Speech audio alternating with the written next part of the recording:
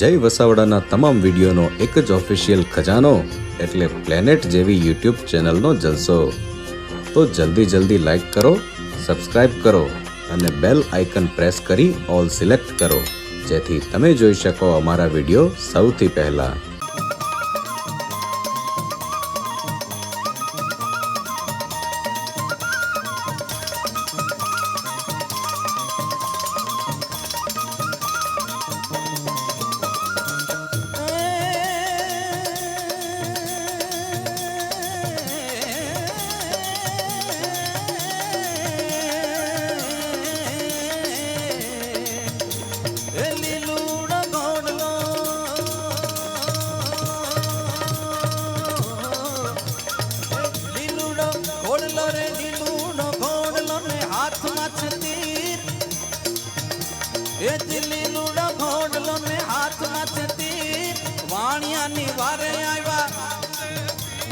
વાણિયાની વારે આવ્યા રામદેવ પીર મારો હેલો સાંભળો ઓ હો જી રે મારો હેલો સાંભળો ઓ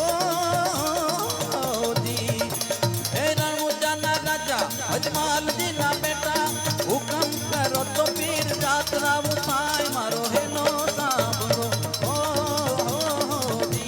ઓ જી રે મારો હેલો સાંભળો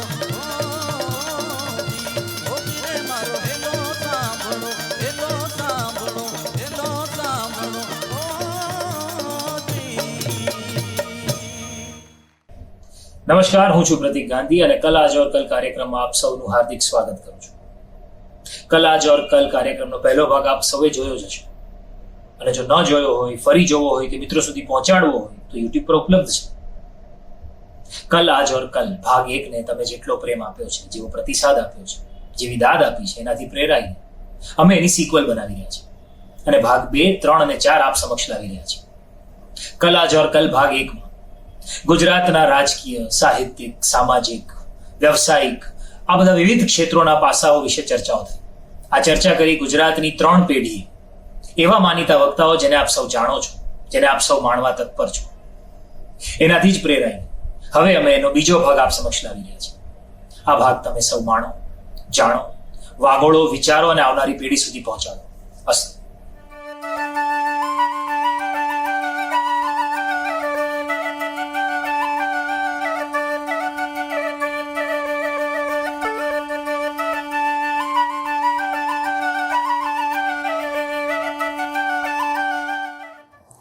સૌથી પહેલા એક અગત્યનો સવાલ એ છે મારા હિસાબે કે ગુજરાતનું નામ આવે એટલે એના અર્થતંત્રની અને એની શ્રીમંતાઈની વાતો હંમેશા આવતી હોય.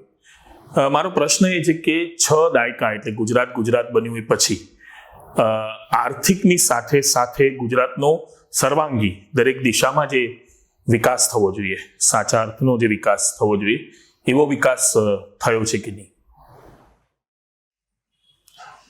એ લાગણીનું ગામ તને યાદ તો હશે, તારો જૂનો મુકામ તને યાદ તો હશે, ચહેરો કદાચ આજ ભલે યાદ હો ન હો, આંખોની એ સલામ તને યાદ તો હશે. આંખોથી સલામ અને પ્રણામ બંને કરું છું અંકિતપૂર્વક ગુજરાતી ભાષા માટે, ગુજરાતી ભાષા સાથે. ગુજરાતના આર્થિક વિકાસની સાથે એનો સર્વાંગી વિકાસ કેવો છે એની વાત કરવી છે ત્યારે આ વિકાસ બાહ્ય પણ છે અને ભીતર પણ છે. કદાચ મને એવું લાગે છે કે બાહ્યની વાત તો આપણે બધા જાણીએ છીએ, આંકડાઓ ઉપર છવાયેલી છે, આંખો ઉપર ઘેરાયેલી છે, પણ ભીતરનો ગુજરાતી ક્યાં છે? ભીતરનો ગુજરાતી પોતાની વિશ્વની બારી ખોલીને આકાશને મુઠ્ઠીમાં લેવાનો પ્રયત્ન કરે છે. આ એ ગુજરાતી છે જે ગુજરાતી હવે આખું વિશ્વ ફરે છે.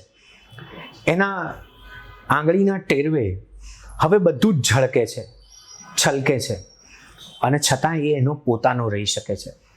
એને ચોક્કસ પેરિસમાં પાત્રા અને રોમમાં રસપૂરી ખાવા છે, પણ એનો મતલબ એવો સહેજ પણ નથી કે એને માત્ર પાત્રા અને રસપૂરી જ ખાવા છે. એને રોમની સારી વાનગીઓ પણ આસ્વાદવી છે, ચાખવી છે.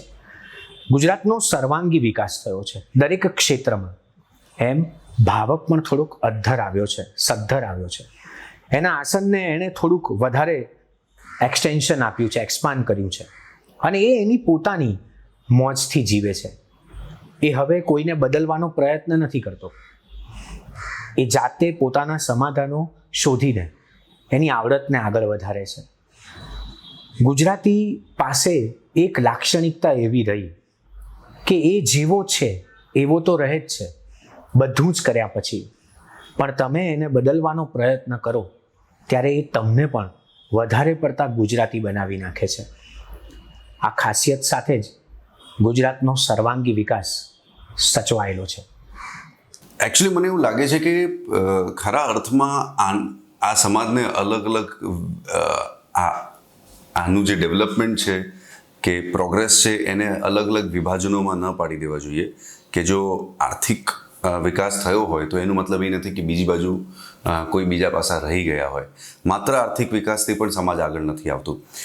ગુજરાતે છેલ્લા 6 દશકમાં કે એની પહેલાં પણ, હું તો કહું છું એક આખી સેન્ચુરીની જો વાત કરીએ તો ઘણી બધી રીતે સમાજને પોતાનું યોગદાન આપ્યો છે. એ શિક્ષણ ક્ષેત્રમાં હોય કે પછી ટેકનોલોજી, સાયન્સ, એન્જિનિયરિંગ ક્ષેત્રમાં ઘણા બધા ક્ષેત્રો છે જ્યાં ગુજરાતે પ્રોગ્રેસ કર્યો છે. એન્ડ એના દાખલાઓ પણ આપણી સામે છે જ.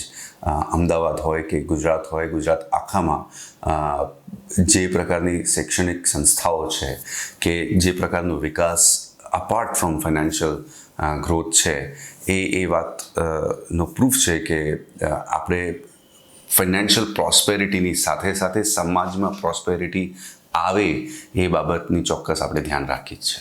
ગુજરાતનો સર્વાંગી વિકાસ ત્યારે જ થયો કહેવાય કે જ્યારે રાજકીય, સામાજિક, શૈક્ષણિક, બૌદ્ધિક, સ્પિરિચ્યુઅલ આ બધી બાબતોનો ગુજરાતમાં રહેતા તમામ લોકોનો, તમામ જેન્ડરનો એકસાથે વિકાસ થયો હોય તો ગુજરાતનો સર્વાંગી વિકાસ થયો છે આર્થિક સિવાય? ના અને હા. મને એવું લાગે છે કે થયો છે. ઘણી બધી રીતે આપણે બદલાયા છીએ. હમણાં એક સંજય દત્તની એડ, ઘણા વર્ષો જૂની એક એડ વાયરલ થઈ હતી અને અમદાવાદમાં મેં બહુ જ બધા લોકોના ફોનની અંદર અને સોશિયલ મીડિયાની ઉપર એ એડ જોઈ કે જેની અંદર સંજય દત્ત મેચોગીરીની વાત કરે છે ને કહે છે કે મેચોગીરી કોને કહેવાય, કે આપણે શિઝુ જેવા કૂતરાઓ નહીં પાળવા જોઈએ અને આપણે ડોબરમેન જેવા અને બુલડોગ જેવા ડોગ્સ જ રાખવા જોઈએ, આપણે પિંક ને પર્પલ શર્ટ્સ નહીં પહેરવા જોઈએ, the actual colours for men are black and brown and green and blue. આવી ઘણી બધી વસ્તુઓ એની અંદર છે અને એકચ્યુઅલી એ કોઈ લિકર બ્રાન્ડની વોટર બોટલ જે છે એની એડ હતી and I am sure it is about like 15-20 years old ad. હવે everybody was watching that ad. મારી આસપાસ જેટલા પણ ગુજરાતીઓ છે જે બધા જે એડ જોતા હતા એ બધાને એવું લાગતું હતું કે આમાં અંતમાં છે ને સંજય દત્ત એવું કહે છે કે આ બધી માન્યતાઓ ખોટી છે, આપણે આ બધા ટેબુઝને તોડવા જોઈએ. પણ Sanjay Dutt sticks to that idea. અને જેટલી પણ યંગર જનરેશન ઓફ ગુજરાતી મેં જોઈ એ બધાને એવું એક્સપેક્ટેશન હતી કે આનો છેલ્લો ટ્વિસ્ટ આવો આવશે. જ્યારે મેં આ રિએક્શન સાંભળ્યું ત્યારે મને સમજાયું કે આપણે કેટલી બધી જનરેશન્સ બદલાયા છીએ કે ભલે આપણને રોજિંદા એ બદલાવ નથી દેખાતો પણ આપણે કલ્ચરલી બદલાયા છીએ, આપણે રિસ્પેક્ટ ફોર અધર જેન્ડરની રીતે બદલાયા છીએ, આપણે જેન્ડર ઇન્ક્લુઝન માટે બદલાયા છીએ, આપણે સ્ટીરિયોટાઇપ્સની અગેન્સ્ટ બદલાયા છીએ. અને આ કદાચ 1, 2, 3, 4 આજે થયો બદલાવ, કાલે થયો બદલાવ એવી રીતે નથી દેખાતો પણ એ બહુ જ સાયલન્ટ બદલાવ છે કે જેને કારણે થઈને પહેલાં જે વસ્તુઓ આપણને એવું લાગતી હતી કે આવું તો કહેવાય જ ને, એમાંની ઘણી બધી વસ્તુઓમાં હવે આપણને એવો પ્રશ્ન થાય છે કે આવું કહેવાય? કોઈને કાસ્ટના નામે સામસામે કંઈ કહી દેવાય? કોઈની ઇકોનોમિકલ પરિસ્થિતિ કેવી છે, કોઈનો પગાર કેવો છે, આવું કોઈને પૂછી લેવાય કે તમારો પગાર કેટલો છે? અરે તમારું આવડું જ ઘર છે. કોઈને એવું કહી શકાય કે તમે તમે ઊંચા તબકા કે નીચા તબકાના માણસ છો, આવું ઊંચું ને નીચું આવું બોલી શકાય, આવા ઘણા બધા વિચારો ધીરે ધીરે અંડરલેયર્ડ આપણી કરંટ જનરેશનની અંદર આવી રહ્યા છે અને લોકો એના વિશે વધુ અવેર થઈ રહ્યા છે. In MNCs also when people are working, there are so many training camps that happen every 3 months or 6 months that tell you કે કઈ કઈ વસ્તુઓમાં તમારે સજાગ રહેવું જોઈએ. અને I think all of this is bringing a new Gujarat for us, કે જેમાં માત્ર આર્થિક વિકાસ છે એવો નથી, પણ આપણે માનસિક રીતે, આપણે સમજણની રીતે, એક સમાજની રીતે આપણે વધુ ને વધુ ઇન્ક્લુઝિવ બનવાનો પ્રયત્ન કરી રહ્યા છીએ with all the political pressures that are pushing us to be more and more separate and divided. I think somewhere the internet and exposure of OTTs and people traveling has developed many more openings, avenues and possibilities. Chandrakant બક્ષીની એક અદ્ભુત line છે કે ઘેટાને ઊન આવે એમ ગુજરાતીને પૈસા આવે. એટલે ગુજરાત અને આર્થિક વિકાસ એ પ્રશ્ન તો ક્યારેય રહેતો જ નથી. સવાલ એ છે કે આર્થિક સાથે ગુજરાતનો સર્વાંગી વિકાસ થઈ રહ્યો છે કે નહીં. તો મને એવું લાગે છે કે છેલ્લા 6 દાયકાની જો આપણે વાત કરીએ, especially when we talk about the institutes, તો બહુ અદ્ભુત ઇન્સ્ટિટ્યુશન્સ એ ગુજરાતમાં ઊભી થયેલી છે. જેમાં તમે જુઓ તો IIM છે, PRL છે, ISRO છે, કમ્યુનિટી સાયન્સ સેન્ટર છે, શ્રેયસ જેવી અદ્ભુત શૈક્ષણિક સંસ્થાઓ છે. તો એ રીતનો વિકાસ એ ચોક્કસ રીતે થયેલો છે. મારું જે ફિલ્ડ છે નાટક, તો એમાં નાટ્યકારો એમનું કદાચ એમ કહેવાય કે અભાવ અથવા ખોટ એ થોડી સાલી છે. પણ તમે જો કવિતાનું વિશ્વ જુઓ તો મને એવું લાગે છે કે ગુજરાતમાં એ કવિતા લખાઈ છે કે જે વિશ્વ સ્તરે બીજે ક્યાંય લખાઈ નથી, અથવા તો વિશ્વના કોઈ પણ સાહિત્યને ટક્કર આપી શકે એવી ગુજરાતમાં કવિતા લખાઈ છે. મરીઝ જેવો એક વર્લ્ડ ક્લાસ શાયર એ આપણે ત્યાં થયેલો છે. છેલ્લા કેટલાક વર્ષોથી આપણે સ્પોર્ટ્સમાં એ પણ ઘણું સારું કરી રહ્યા છે. So there are a lot of areas કે જેની અંદર એ Gujarat is doing very well. આપણે વિકાસના પથ પર છીએ, એમાં કોઈ શંકા નથી. એક એરિયા જે મને વોન્ટિંગ લાગે છે દેટ ઇઝ પ્રાઇમરી એજ્યુકેશન. એટલે પ્રાઇમરી એજ્યુકેશનના ફિલ્ડમાં હજી પણ મને એવું લાગે છે કે શિદ્દતથી હજી વધારે તીવ્રતાથી પ્રયાસ કરી અને આપણે એ ક્ષેત્રને ઊંચું લાવવું જોઈએ. અનફોર્ચ્યુનેટલી એવું જોવા મળે છે કે સરકારી શાળાઓ એમાં શિક્ષણનું સ્તર અને એમને કમર્શિયલાઇઝ કરવાનું અથવા તો એમની લેન્ડ વેચી દેવાનું એ ઘટનાઓ બની રહી છે. So that is one area where I feel we are still struggling. વિકાસ થઈ રહ્યો છે, એમાં કોઈ શંકા નથી. છેલ્લી વાત મારે એ કહેવી છે કે વિકાસ થઈ રહ્યો છે અથવા થઈ ગયો છે એના એવું કહેવાના કૂદકા મારવા માટે આપણે જેટલી મહેનત કરીએ એના કરતાં વિકાસની ફાળ ભરવામાં જ એ મહેનત અને એ શ્રમ એ પ્રોસેસમાં જ આપણે વધારે નાખીએ તો it would be more fruitful. ના, હું નિખાલસતાથી કહું કે મને એવું નથી લાગતું કે એવો વિકાસ થયો હશે. આર્થિક વિકાસ 100% થયો છે. સર્વાંગી વિકાસમાં ઘણી બધી પ્રવૃત્તિઓ થઈ છે, પણ ઇન્ડિવિજ્યુઅલ લેવલે સારા માણસો હોય, જેમ કે પ્રિય મોરારી બાપુ પોતાની રીતે ખૂબ એક વન મેન યુનિવર્સિટી કરતાં તો હું વધારે કહીશ, યુનિવર્સિટી તો નાનો શબ્દ પડે, એમણે જે કામ કર્યું એની સામે.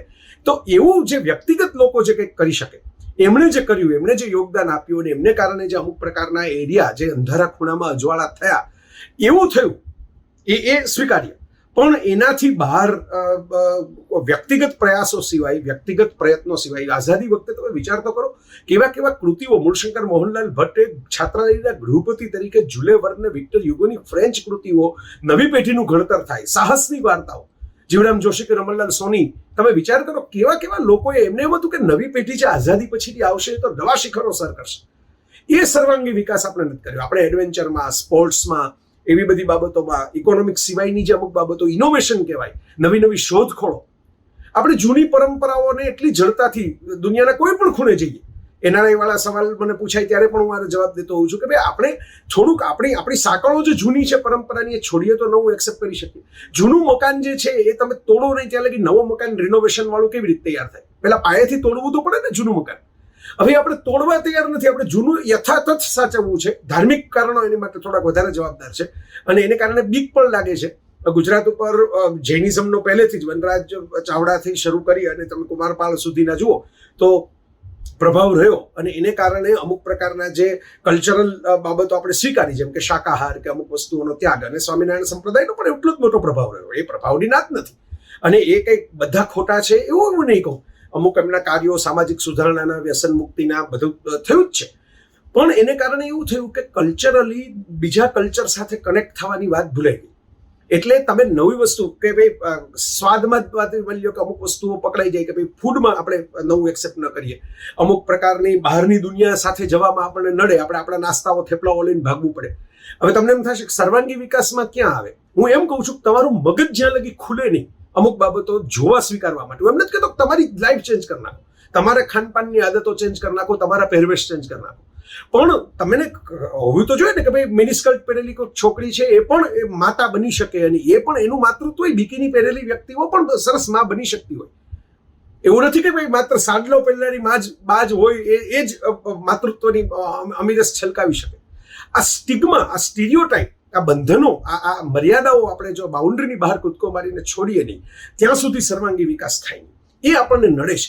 આપણા સાહિત્યમાં પણ તમે જુઓ તો અમુક સામાજિક બાબતો જ ઘૂંટાઈને વધારે આવ્યા રાખે, એ સિવાયના ટોપિક પણ આવે નહીં. આપણે કોલમના અને છાપાઓમાં, હું તો પોતે કટાર લેખક છું, જોતો હોઉં છું કે ચિંતનો અને ફિલોસોફીઓનો એટલો બધો ઢગલો થઈ ગયો છે કે એની પાછળ જે પ્રેક્ટિકલ ભવિષ્યની વાતો જ કેટલા કરે છે. મને કહો, ક્યાંક એકાદ અંગ્રેજી લેખ વાંચીને સીધું કરી નાખી જુદી વાત થઈ, પણ એકચ્યુઅલ ભવિષ્યની વાતો, આવતીકાલની દુનિયા કેવી હશે, બધી ગઈકાલની દુનિયા અને આજની દુનિયા, અને દુનિયામાં આવતીકાલ જાણે આવવાની જ નથી ને આપણે આવવાની તો શું છે ને એવા અચાનક પ્રકારના ઉપદેશાત્મક વિચારોમાં બધા સરી પડ્યા છે. એટલે સર્વાંગી વિકાસ થતો નથી. તો સર્વાંગી વિકાસ માટે ફિટનેસ પણ જોઈએ, સર્વાંગી વિકાસ માટે જરાક લડાયક વૃત્તિ પણ જોઈએ. આપણે સામ માણેકશા જેવા પારસીઓને આપ્યા અને ગુજરાતમાંથી ઘણા વીર જવાનો ગયા છે. સુરતની વીર જવાન નાગરિક સમિતિ, સવજીભાઈ, કાનજીભાઈ બધા મિત્રો સરસ કામે કરે છે જવાનોને પોખવા માટેનું, પણ ગુજરાતની પોતાની એક બટાલિયન કહેવાય આર્મીમાં, એવું સપનું મારું છે ઘણા વખતથી, પણ એ નથી. ગુજરાતની એવી ક્રિકેટ વાળી કે એવી મ્યુઝિક વાળી એક રોક બેન્ડ હોય ગુજરાતનું ધબધબાટ, એવું પણ નથી. તો એ થવું જોઈએ અને એક થાય એના માટે તો હું માનું છું કે જયેશભાઈ આ મહેનત કરે છે. આ યજ્ઞ પ્રગટાવ્યો છે આપણે કાર્યક્રમ. વેલ, આ સવાલ બહુ ટ્રિકી છે. આપણે સર્વાંગી શેને કહીએ છીએ? સર્વાંગી એટલે મહિલાઓના જો પ્રશ્નોની વાત કરીએ તો ગુજરાત 2 વિભાગમાં વહેંચાયેલું છે. એક જે અંતરિયાળ ગામડા છે જ્યાં સ્ત્રીઓની ફરિયાદ લેવાતી નથી, સ્ત્રીઓની ફરિયાદ કોઈ સુધી પહોંચતી પણ નથી, જ્યાં કોઈ બીજી વાત પોલીસ સુધી પણ જઈ શકતી નથી, જ્યાં સ્વાસ્થ્ય કેન્દ્રો નથી, જ્યાં ડિલિવરી કરાવતી વખતે સ્ત્રીનું મૃત્યુ થાય છે. અને બીજા શહેરો છે કે જ્યાં દીકરીઓને ભણાવવામાં આવે છે, દીકરી સાથેના વ્યવહાર બદલાયા છે, દીકરીઓ બિઝનેસ ઇનહેરિટ કરતી થઈ છે.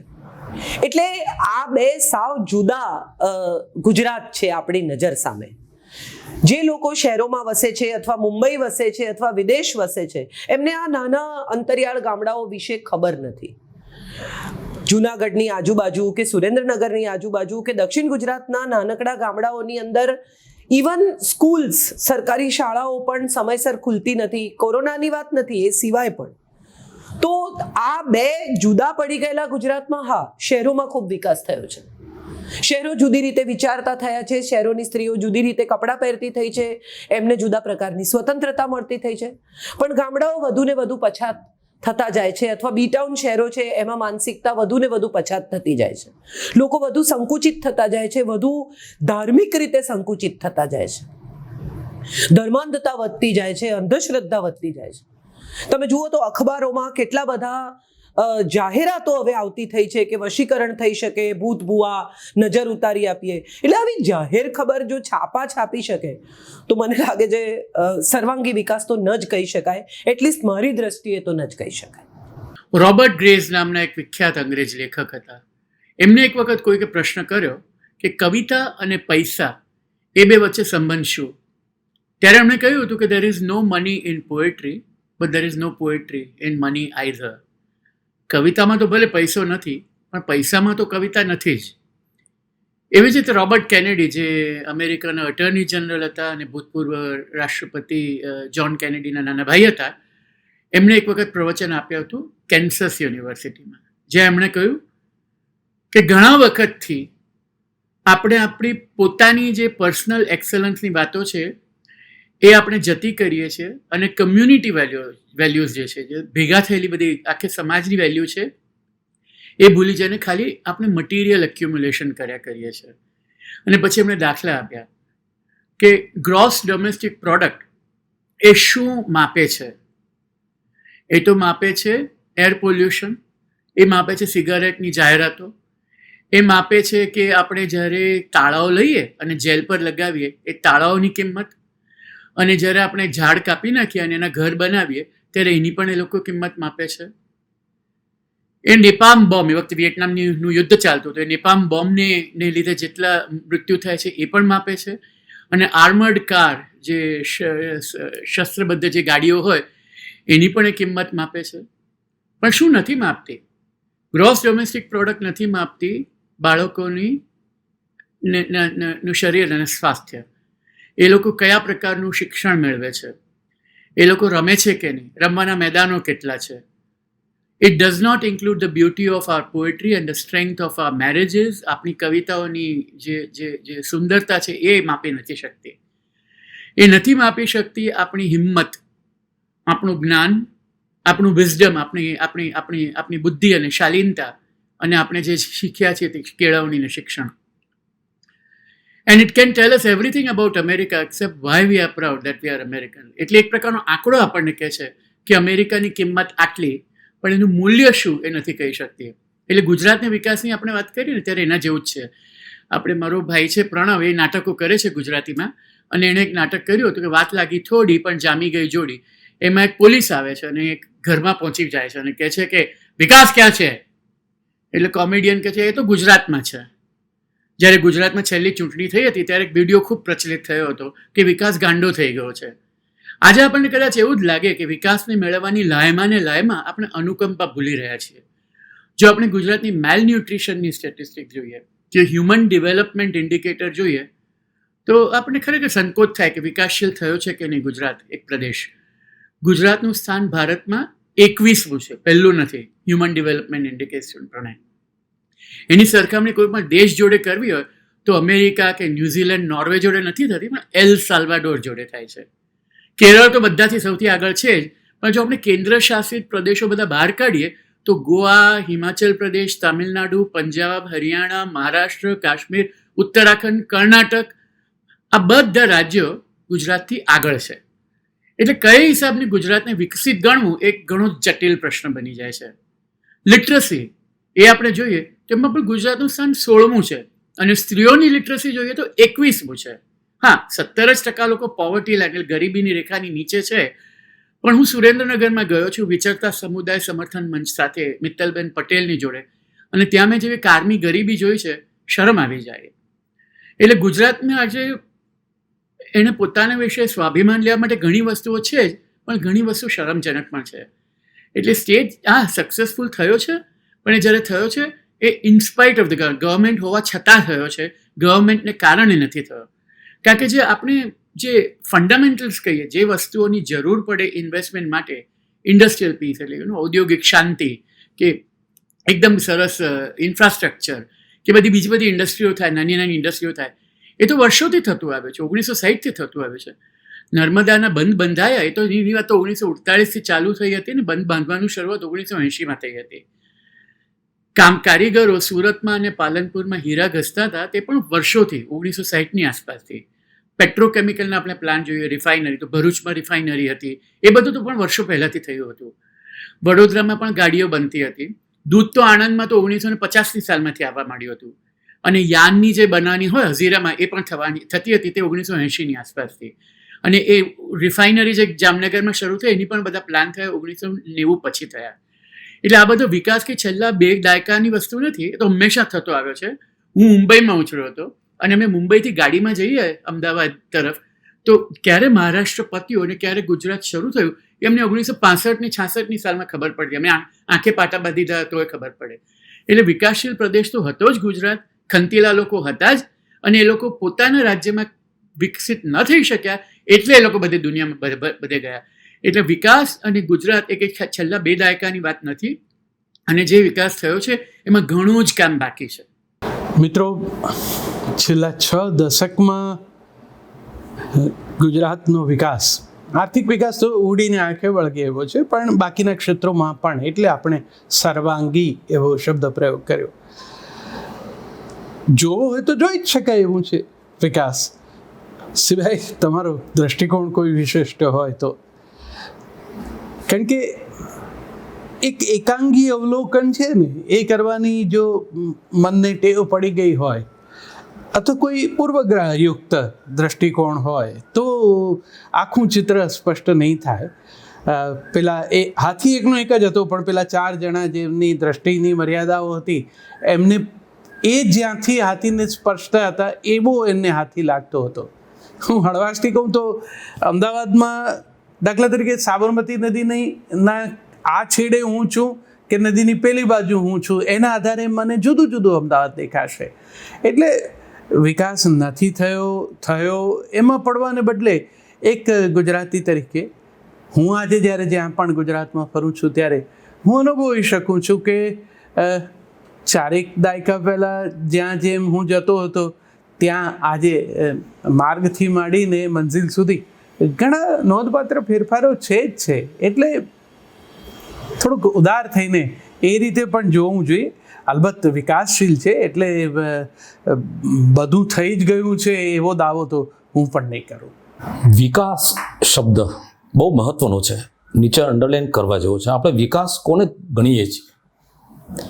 મને એક ઘટના યાદ આવે છે. રાજકોટમાં કાર્યક્રમ હતો, હું વક્તા તરીકે હતો, અને મારી પહેલાં જે કાર્યક્રમના આયોજક ભાઈ હતા એ રાજકોટ વિશે પરિચય આપતા હતા. હું તો સૌરાષ્ટ્રનો છું એટલે રાજકોટ વિશે બધું જાણું જ છું, પણ એમણે અત્યારના રાજકોટ વિશે ઘણી બધી વાતો કરી કે રાજાની કુંવરીની જેમ દિવસે ન વધે એટલું રાત્રે અને રાત્રે ન વધે એટલું દિવસે આ નગર વિકસી રહ્યું છે.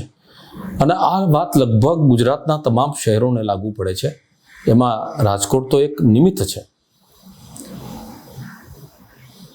મોટી મોટી રેસ્ટોરાં, મલ્ટીપ્લેક્સ થિયેટરો, મોટા શોપિંગ મોલ્સ, મોંઘીદાટ ગાડીઓ, હાઈ રાઇઝ બિલ્ડિંગ્સ, આ બધાનો ઉલ્લેખ એમણે કર્યો. પછી જ્યારે મારે બોલવાનો સમય આવ્યો ત્યારે મેં એમને બહુ પ્રેમથી અને હળવાશભરી ટકોર કરી કે તમે આ મોટા મોટા flats, shopping malls, multiplex theatres, મોટા પહોળા રસ્તાઓ, એને જ વિકાસ ગણો છો?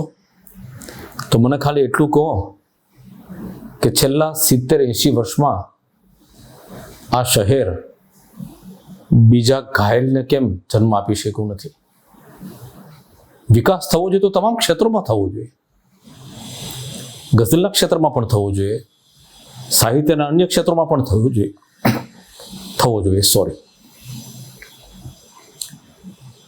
એવું હું હરગીઝ નથી માનતો કે રાજકોટમાં સારા કવિઓ નથી.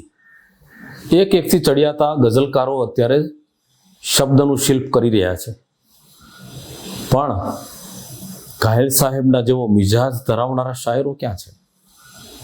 જે દેશના પ્રથમ વડાપ્રધાન ચાચા નહેરુને જાહેરમાં મુશાયરામાં કહી શકે કે સાચો ખોટો જવાબ તો આપો, થોડો જાજો હિસાબ તો આપો, આ બાગમાં ભાગ અમારો પણ છે, એક વાસી ગુલાબ તો આપો.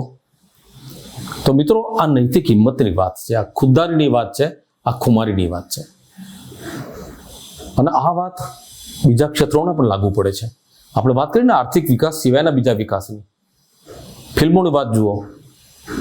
અત્યારે કેટલા બધા દિગ્દર્શકો આવી રહ્યા છે. સંજય લીલા ભણસાળી, મેહુલ કુમાર સુંદર કામ કરી રહ્યા છે. અભિષેક જૈન પોતાના નામનો ડંકો વગાડી રહ્યા છે. પણ મિનર્વાનો સિંહ ગણાતા સોહરાબ મોદી કે રણજીત મૂવીટોનના માલિક જામનગરના સરદાર ચંદુલાલ શાહ એ જે સ્થાન શોભાવી ગયા છે, ત્યાં પહોંચવાનું હજી ગુજરાતે બાકી છે. અભિનયની વાત કરીએ તો સંજીવ કુમાર, અરુણા ઈરાની, બિંદુ, નિરૂપા રોય આ બધા એક સીમાચિહ્ન બની ગયા છે. સંગીતના ક્ષેત્રે કલ્યાણજીભાઈ, આનંદજીભાઈ, દિલીપ ધોળકિયા, અવિનાશભાઈ કેટલું સુંદર કામ કરી ગયા છે ગુજરાતીમાં. તો એવું નથી કે આ ધરતી વાંજણી બની ગઈ છે. અનેક નવા કલાકારો આવશે, પણ પેલા માપદંડો છે ને બહુ ઊંચા મૂકી ગયા છે, ત્યાં પહોંચવું અઘરું છે. ક્રિકેટની વાત કરીએ તો અત્યારે ટીમ ઇન્ડિયામાં ગુજરાતના એક સાથે એક જ ટીમમાં 3 ખેલાડીઓ રમતા હોય એવો સમય કદાચ પ્રથમવાર જોવા મળે છે. પણ આજે પણ વિનુ માકડનું સ્થાન કોઈ લઈ શક્યું નથી. તો આ બધી વાતો છે એ જોતા એમ લાગે છે કે ગુજરાતનો ભૂતકાળ ભવ્ય હતો. ડૉક્ટર હોમી બાબા હતા, ડૉક્ટર વિક્રમ સારાભાઈ હતા, શિક્ષકો ધોતી જબ્બાને ટોપીમાં ફરતા હતા પગે ચાલીને, અને આજનો શિક્ષક મર્સિડીઝમાં ફરે છે. તેણે આર્થિક પ્રગતિ કરી છે, પણ પગે લાગવાનું મન તો પેલા પગે ચાલતા શિક્ષકને થાય છે. એ શિક્ષક અને ગુરુ વચ્ચેનો તફાવત બતાવે છે. યસ, વિકાસ થયો છે. વિકાસને આપણે સહેજ સમજવું પણ પડે. દાખલા તરીકે તમે એક શાળાનું મકાન બાંધો, એ તો ઇન્ફ્રાસ્ટ્રક્ચર થયું, એ તો સગવડ થઈ, પણ એમાં બાળકો બેસે અને ગીત ગાય ત્યારે વિકાસ એક નેક્સ્ટ લેવલ ઉપર પહોંચે છે. એવો વિકાસ કરવા માટે સાર્વત્રિક અને સર્વાંગી પ્રયત્નો કરવા પડે. એટલે ઘણી વખતે શું થાય છે કે બીજા ક્ષેત્રો જે સોફ્ટર પાર્ટ ઓફ હ્યુમેનિટીઝ છે, જ્યાં સાહિત્ય, કલા, નૃત્ય, નાટ્ય આ બધી વસ્તુઓનો પણ વિકાસ જે રીતે થવો જોઈએ એ રીતે થયો નથી. અને એને લીધે સર્વાંગી વિકાસ આપણને દેખાય નહીં, પણ થઈ રહ્યો છે દરેક ક્ષેત્રમાં. ઇવન ઇન્ફ્રાસ્ટ્રક્ચરમાં આપણે બહુ સારા થયા, પણ ટ્રાફિક સેન્સ આવી, શાળાઓના રૂમ થયા, પણ શિક્ષણ સુધર્યું. તો આ બધું એકસાથે થાય ત્યારે વિકાસ સર્વાંગી અને સાર્વત્રિક બને.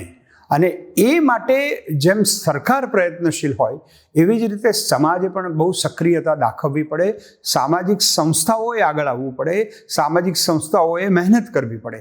અને આ થશે તો વિકાસનો અનુભવ થશે. તમે જે પ્રશ્ન પૂછ્યો એ એટલા માટે સરસ છે કે વિકાસનો અનુભવ પણ થવો જોઈએ. એક રોડ બન્યો, પણ એ રોડ તો બરાબર છે, પણ એમાં કોઈ યુવાન મોટરસાઇકલ લઈને સ્વરોજગારી મેળવીને ગીત ગાતો ગાતો જાય ત્યારે વિકાસ એના એક લોજિકલ સર્કલ પૂરું કરે છે. અને આ થાય એ આપણા માટે ઈચ્છનીય છે. બીજો સવાલ એ છે કે ગુજરાત એ એની મહાજન પરંપરા માટે પણ ઓળખાય છે. અને આ પરંપરા એટલે કે આપણા જે શ્રેષ્ઠીઓ, જે ધનવાનો હતા, એ એમના ધનનો ઉપયોગ એ સમાજને શ્રીમંત કરવા માટે પણ કરતા. બહુ અદ્ભુત પ્રકારની વસ્તુઓને એ લોકો ફેલિસિટેટ કરતા. મારો સવાલ એ છે કે આજના જે ધનવાનો, આજના જે શ્રેષ્ઠીઓ, આજના જે ઉદ્યોગપતિઓ છે, શું તમને એવું લાગે છે કે એ લોકો પણ પોતાના ધનનો ઉપયોગ એ એક વ્યાપક સમાજના ઉત્થાન માટે કરી રહ્યા છે? આ વાત માનવી રહી કે જેટલા યોગદાનની અપેક્ષા છે એ કદાચ એનાથી ઓછી રહી છે. અને ગુજરાતે ઇકોનોમિકલી, ફાઇનાન્શિયલી ઘણું પ્રોગ્રેસ કર્યું છે, પણ બીજા ક્ષેત્રમાં આ જ પ્રોગ્રેસનું જે યોગદાન છે એ ઓછું રહ્યું હોય એવું આપણને સતત લાગ્યા કરે છે. પણ આનું મૂળ કારણ માત્ર ને માત્ર ફાઇનાન્શિયલ પ્રોસ્પેરિટી અથવા તો ઇગ્નોરન્સ ન કહી શકાય. કારણ કે ક્યાંક ને ક્યાંક એડ્યુકેશનના લેવલે અથવા તો સમાજના પાયામાં આ વસ્તુ લોકો સુધી પહોંચાડવી, કે લોકો સુધી કહેવી કે આ રિસ્પોન્સિબલ સિટીઝનશીપની જે વાત છે એ લોકોને એમના સંસ્કારોમાં, એમના શિક્ષણમાં જ્યાં સુધી નહીં આવે ત્યાં સુધી મને એવું લાગે છે કે ગુજરાત શું, ભારત આખામાં શું કે વિશ્વભરમાં જો એક સજાગતા ગ્લોબલ સિટીઝનશીપ પ્રત્યેની, કે તમે જ્યાં રહો છો ત્યાંની એક ઇકોસિસ્ટમની અને એક કો એક્ઝિસ્ટન્સની વાત જ્યાં સુધી કરવામાં નહીં આવે ત્યાં સુધી it is going to be difficult.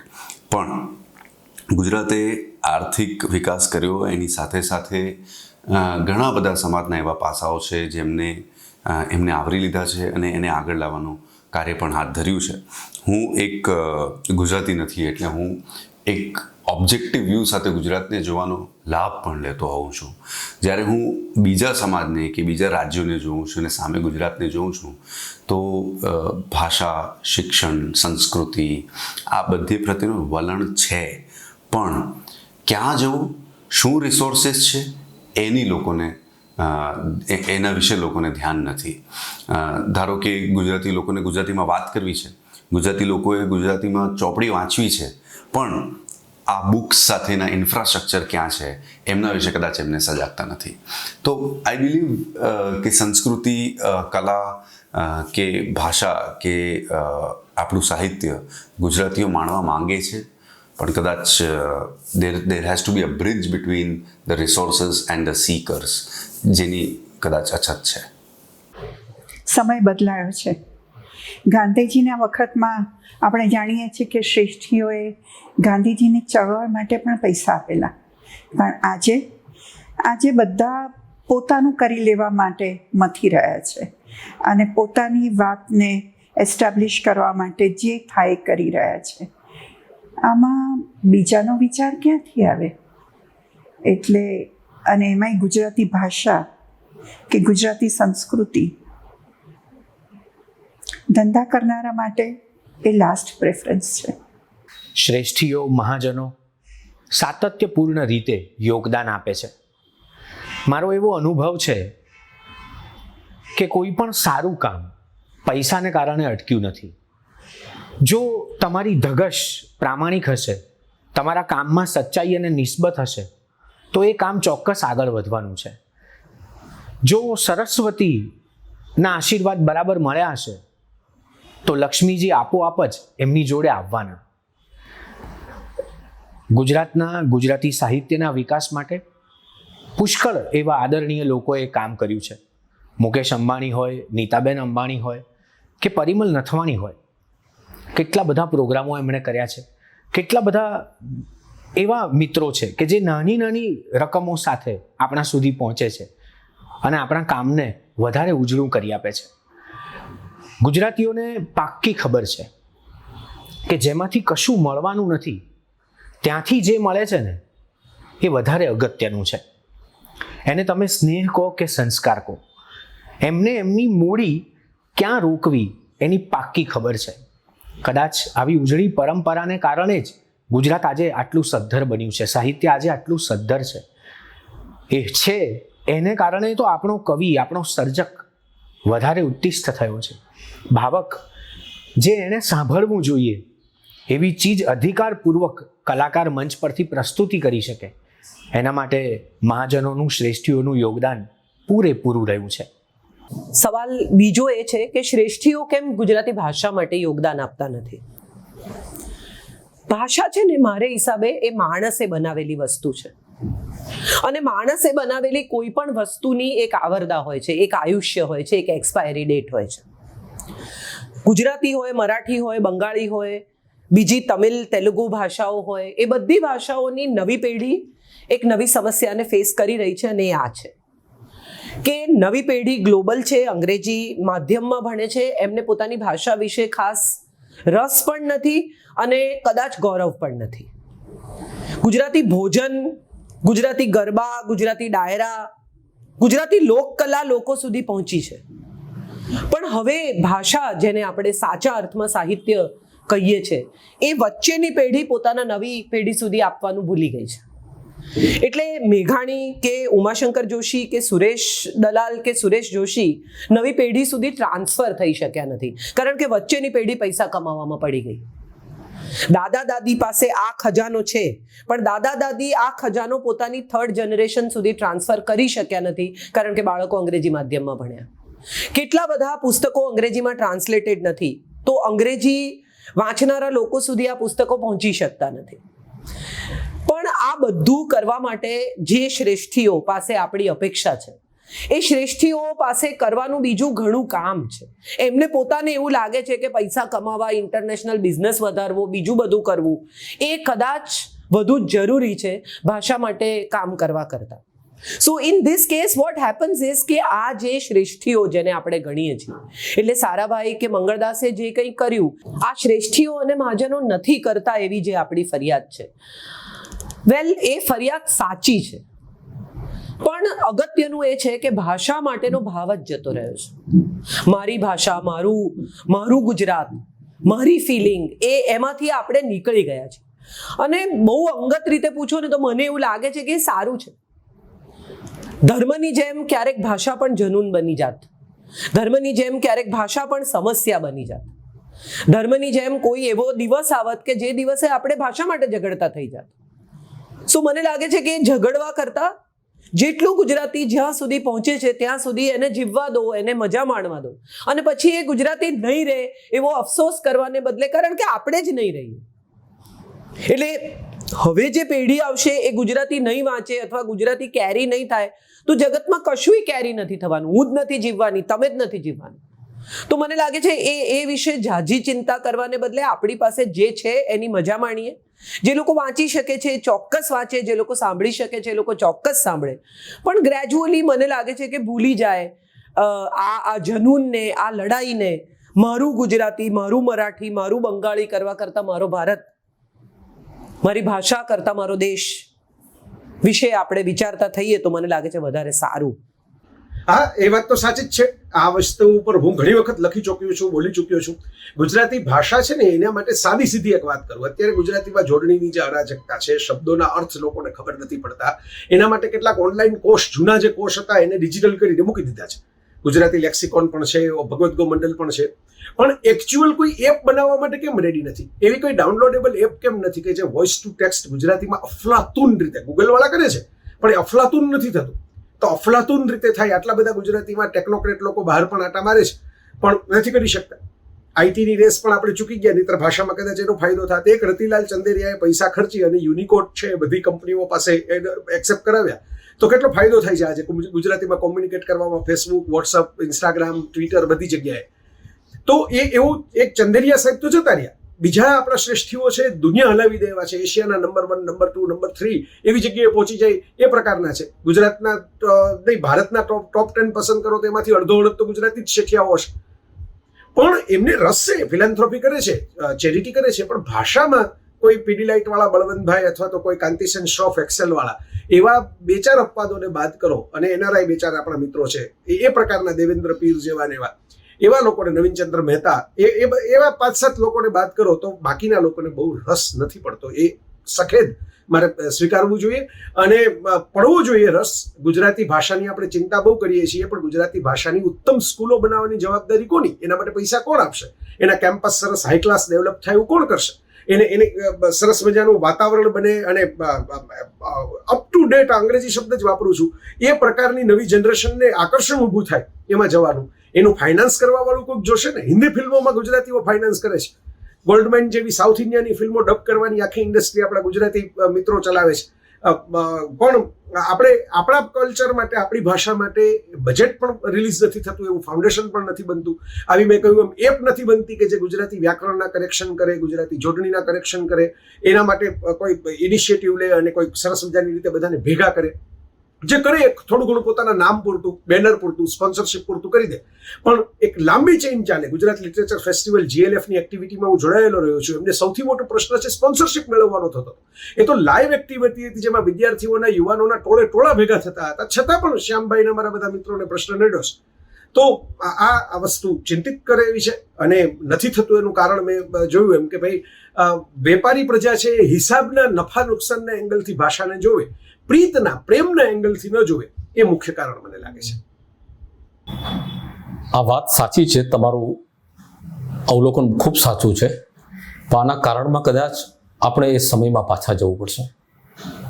અમદાવાદના શ્રેષ્ઠીઓ અદ્ભુત કામ કરી ગયા છે. 3 થીગડાવાળા જબ્બા પહેરીને જિંદગી પસાર કરી નાખનારા શ્રેષ્ઠીઓએ કરોડો રૂપિયાના અનુદાનો આપ્યા છે.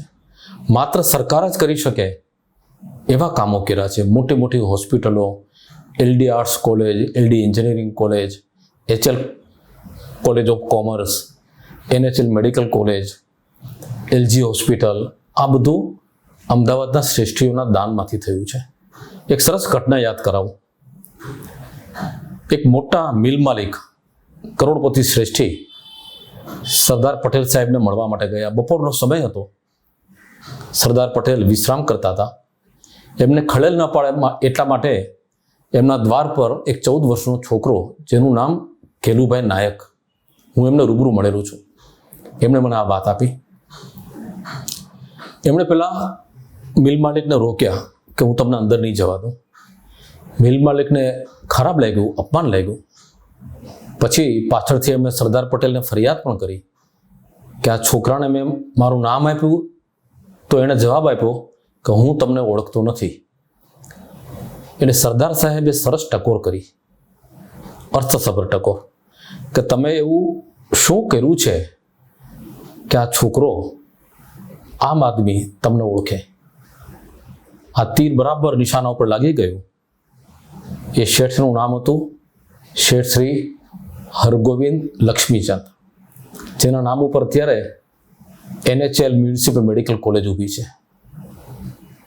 એ શેઠે પોતાના ઘરે પાછા જઈ અને મુનિમને આદેશ આપ્યો અને આદિવાસી વિસ્તારમાં, બારડોલીની આસપાસના વિસ્તારોમાં ટ્રેનના 2 વેગન ભરાય એટલું ખાદીનું કપડું એના તાકા રવાના કર્યા. અને એક ગેલુભાઈ નામના છોકરાએ આખા ડાંગ જિલ્લામાં ઝૂંપડે એ કાપડ વેતરી અને એનું વિતરણ કર્યું, જે 4 વર્ષ સુધી એ આદિવાસી પ્રજાએ એ કાપડ પહેર્યું. તો મિત્રો, એ વખતના નેતાઓ આવા હતા જે શ્રેષ્ઠીઓને પ્રેરણા આપતા હતા. આજના શ્રેષ્ઠીઓ શું કરે છે એ વિશે મારે કંઈ નથી કહેવું, પણ આપણા પેનલમાં બેઠેલા યુવાન મિત્રો છે એ કંઈક વાત કરશે એમના વિશે. શ્રેષ્ઠીઓની અદ્ભુત પરંપરા રહી. એ લોકોએ ગુજરાતના વિકાસમાં અપ્રતિમ યોગદાન આપ્યું, એમાં નાની. આજે એમાંના ઘણા બધા શ્રેષ્ઠીઓના પરિવારો, એમના યુવાન જે દીકરા દીકરીઓ છે, એ લોકો પણ સક્રિય છે. એક નવધનિક વર્ગ પણ આવ્યો છે, નવા ઉદ્યોગપતિઓ છે, બિલ્ડર્સ છે. એ બધા પણ પોતાનાથી શક્ય એવું ગુજરાતના વિકાસમાં યોગદાન આપી જ રહ્યા છે. અલબત્ત પહેલાં તમે જુઓ તો દેવસ્થાનોમાં દાન આપવાની પરંપરા હતી. આજે આરોગ્ય નિકેતનો એટલે કે હોસ્પિટલ્સ છે, કોલેજીસ છે, એ દિશામાં ઘણું બધું સરસ કામ થાય છે. અને અલબત્ત એની ફી ચૂકવવી પડે છે પ્રજાએ ઘણે બધે ઠેકાણે, કારણ કે હવે બધું જ એવી રીતે નથી કે જે બધું પ્રજાને વિનામૂલ્યે ઉપલબ્ધ થતું હતું એમ થાય. પણ તો સામે પ્રજાનો વર્ગ પણ એક એવો તૈયાર થયો છે કે જે જો નાણાં ચૂકવીએ તો સગવડ મળતી હોય તો નાણાં ચૂકવવા તૈયાર છે. એક સાધારણ શ્રમજીવીનું પણ હવે મહેનતાણું બદલાણું તો છે. મોંઘવારી વધી જ છે, પણ મહેનતાણું પણ બદલાયું છે. એટલે એ રીતે જોતા સરકાર અને જનસહયોગ બંનેથી ગુજરાતમાં વિકાસ તો થઈ જ રહ્યો છે. રહી વાત ભાષાના પ્રચાર પ્રસારની, સંવર્ધનની, હવે એ પ્રત્યેક ગુજરાતીની ઈચ્છા ઉપર આધાર રાખે. ગુજરાતીની માતૃભાષા ગુજરાતી છે એટલું માત્ર કહેવાથી બધું બની નથી જતું. પોતાના સંતાનને એ ગુજરાતી ભાષા સમજાવવા, શીખવવામાં કેટલો રસ લે છે એ મા બાપ ઉપર આધાર રાખે છે. હવે લગભગ વ્યવસાય સાથે ભાષાની જરૂરિયાતને જોડી દીધી છે. એટલે ઘણા બધાને એમ લાગે છે કે ગુજરાતી એકલું જાણવાથી કદાચ કંઈ ન વળે, કદાચ ભવિષ્યમાં પરદેશ જવું હોય તો પણ મુશ્કેલી પડે. વાસ્તવિકતા છે, એનો સ્વીકાર કરવો જોઈએ. પણ ભાષાને, કોઈ એક ભાષાને બીજી ભાષા સાથે અંતર નથી એવી રીતે જોવી જોઈએ, કારણ કે ભાષા પ્રવાહમાન છે. આપણી ગુજરાતી ભાષામાં તમે જો પંડિત યુગના જે સાક્ષરો હતા ને, એ લોકો બધા અંગ્રેજી માધ્યમોમાં ભણ્યા, અંગ્રેજી ખૂબ ભણ્યા અને અંગ્રેજી સાહિત્યથી એમની પ્રજ્ઞા બરોબર પુરસ્કૃત હતી. તો એવા સમયમાં પણ આપણી પાસે ભદ્રમભદ્ર દ્વારા રમણભાઈએ એક ઉદાહરણ પૂરું પાડ્યું કે ભાઈ ગાંઠ પણ નહીં રાખતા ભાષાનું, કે જેથી ગુજરાતી તો ગુજરાતી જ પછી સમજાય નહીં એવું પણ ગુજરાતી. હવે રેલવે સ્ટેશન છે, અને અગ્નિરથ વિરામ સ્થાન એમ કહેવાથી શું વળવાનું. અને તમે સહેજ વિચારશો તો તમને ખબર પડશે કે ઘણા બધા શબ્દો ત્યારેય બીજી ભાષાના આપણે ત્યાં હતા, લખાતા હતા આપણી રીતે. તમે બોર્ડ ઉપર રેસ્ટોરન્ટ એવું વાંચ્યું છે, સલૂન એવું વાંચ્યું છે, તમને ખબર છે કે રેસ્ટોરાં છે, સલોન છે, પણ આપણે એનું ગુજરાતી કરીને લખ્યું. પણ અંગ્રેજી જાણનારાઓ, અંગ્રેજીમાં જ કામ કરનારાઓ છે, એ લોકો આજે પણ રામ અને યોગા બોલે છે. એ લોકો રામ અને યોગ બોલવામાં એમનું કદાચ એમને બહુ નથી અનુકૂળ આવતું. તો ભાષા જીવંત છે, પ્રવાહમાન છે, એમાં આવા ફેરફાર આવ્યા જ કરવાના. મારા ઘરે કામ કરનારા જે છોકરાઓ રાજસ્થાનના છે, એ લોકોને કેટલા બધા અંગ્રેજી શબ્દો ખબર છે. એમના ઘેર એ નથી સાધનો, એમના ઘેર ગીઝર નથી, એને ટમ્બલર નથી, પણ તમે એને કહો કે ટમ્બલર, તો એ ટમ્બલર જ આપે છે. તો કેટલા શબ્દો એ સાંભળીને શીખી ગયા છે. ભાષક શીખી જ જાય. તમે વડીલ હશે ઘરમાં, તો પેલા ઉત્તર ભારતથી આવેલા માળીને ગુજરાતી હિન્દીમાં કહેતા જ હોય છે ને કે કુંડા મેં પાણી રેડના, તો માળીને ખબર પડે છે કે એણે શું કરવાનું છે. અને બા જ્યારે પાછા અમેરિકા જવાના હોય છે ત્યારે ત્યાં ઇમિગ્રેશન ઓફિસર સાથે કેવી ધડ કરે છે. એ 6 months સન બેબી સ્ટે એમ કરીને કહી દે છે કે છોકરાને ઘેર છોકરું છે ને 6 મહિના રહેવાની જ છું. તો ભાષાનું મૂળ કામ તો કોમ્યુનિકેશનનું છે. એ કામ તો થાય જ છે, પણ અલબત્ત શુદ્ધ સ્વરૂપમાં ગુજરાતી બોલાય, સચવાય તો એ આપણા બધાનો આનંદ તો છે જ. બાકી તો પેલી જાણીતી ઉક્તિ છે જ, ભાષાને શું વળગે ભૂર, જે રણમાં જીતે તે શૂર. શ્રીમંતોએ શું કરવું જોઈએ? તો એ માટે આપણે ગાંધીજીએ એક બહુ સરસ વાત કહી હતી, ટ્રસ્ટીશિપ. એટલે શ્રીમંતોએ શ્રીમંત થયા, એમાં કશું ખોટું નથી. પૈસા કમાવા એ કંઈ ખરાબ વાત નથી બિલકુલ, પણ એનું તમે શું કરો છો, એનો ઉપયોગ, અને એ તમે જે લો છો, જે પોતાની તમારી સમૃદ્ધિ પેદા કરો છો, એના પછી તમે શું પગલાં લો છો એના પર આધાર છે. પણ ગાંધીજીના જમાનામાં જ્યારે જે બધા ઘણા શ્રીમંત હતા, સારાભાઈ કુટુંબ હતું, લાલભાઈ કુટુંબ હતું, કે પછી આમ ટાટાને આપણે જોઈએ તો એમને ટાટાને પણ જોઈએ, કે પછી આપણે ગુજરાતી કોણ, એટલે ગુજરાતી ભાષા બોલનારી પ્રજા થઈ, રાઈટ? એટલે તો અઝીમ પ્રેમજીની પણ વાત કરવી જોઈએ. એટલે એ આપણે જો બધું એક સર્વાંગી રીતે આપણે જોઈએ આખું, તો આપણને ખબર પડે છે કે હજુ ઘણા જ ગુજરાતી શ્રીમંત લોકો છે, એ લોકો ઘણું જ પ્રજા માટે કરી રહ્યા છે. પણ આ માટે જો લાંબા ગાળાનો પરિપ્રેક્ષ્ય, હમણાં જ મેં એક ટાટા કુટુંબ પર એક ચોપડી વાંચી, અને એક મિર્ચિયા રાયનાઉ કરીને એક અમેરિકન પ્રાધ્યાપક છે, એમણે લખી છે, અને એમાં ઘણું સરસ જાણવા મળે છે કે ટાટાએ શું કર્યું કે પોતે જે એ લોકોએ પોતાની ફિલાન્થ્રફી કરવી હતી, એ માટે એમણે દેશને શેની જરૂર છે એનું એમણે એક એનાલિસિસ કરી, અને એની જોડે એમણે પોતાની જે બધી જે એ લોકોએ ઇનિશિયેટિવ્સ કરવા હતા એ કર્યા. અને એટલે આપણને મળ્યું Tata institute of fundamental research, Tata institute of social sciences, national centre for the performing arts, આ બધી સંસ્થા મળી. સારાભાઈ કુટુંબે અમદાવાદમાં જે કર્યું, ફિઝિકલ રિસર્ચ લેબોરેટરી, CEPT ને એ બધી જે, અને કેલિકો મ્યુઝિયમ. એટલે એક પ્રકારનું દેશની સંસ્કૃતિ માટે એ લોકોએ ઘણું કરતા હતા એ વખતે. અને એવું શક્ય છે કે આજકાલ ઘણા લોકો ફિલાન્થ્રોપીને ચેરિટીની દ્રષ્ટિએ જુએ છે. એટલે ચેરિટી એટલે શું કે આ મહામારી થઈ એટલે લોકોને જમવાનું મળવું જોઈએ, કે ઓક્સિજન મળવું, એ બધું કામની વસ્તુઓ છે. કારણ કે એમાં સરકાર ફેલ થઈ છે, સરકાર અસફળ રહી છે, એટલે શ્રીમંતોએ આ કરવું પડે છે. એટલે એ વસ્તુ તો આપણે યાદ રાખવી જ રહી. પણ એ માટે સૌથી અગત્યની વસ્તુ છે એક લાંબા ગાળાને પરિપ્રેક્ષ્ય કેળવવાની.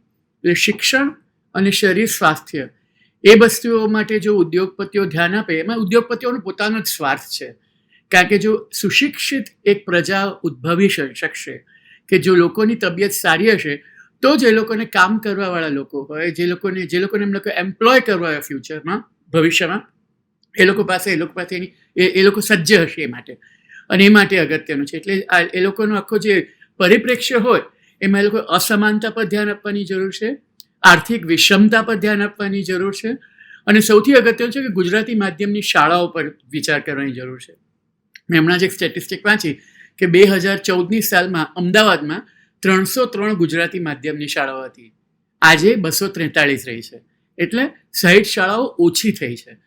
એટલે જે ભાષાને આપણે માન આપવાનું કહીએ છીએ, જે ભાષા માટે આપણે શ્રીમંતોને, ઉદ્યોગપતિઓને કામ કરવા માટે વધારે કરીએ છીએ, કે આપણે એમ કહીએ છીએ કે એ લોકો વધારે એને માટે ડોનેશન કરે કે કોન્ટ્રીબ્યુટ કરે, એ ભાષા શીખવાતી જ નથી.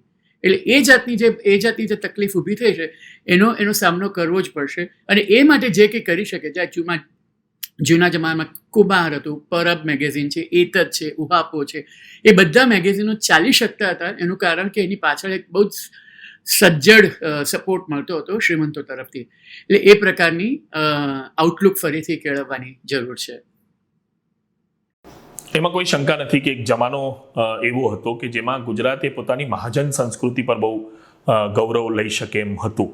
અને એ સંસ્કૃતિ એ હતી કે સમાજનો જે ધનિક છે, જે ધનાઢ્ય છે, એ સમાજના ઉત્થાનમાં પોતાની રીતનો ફાળો આપતો હતો.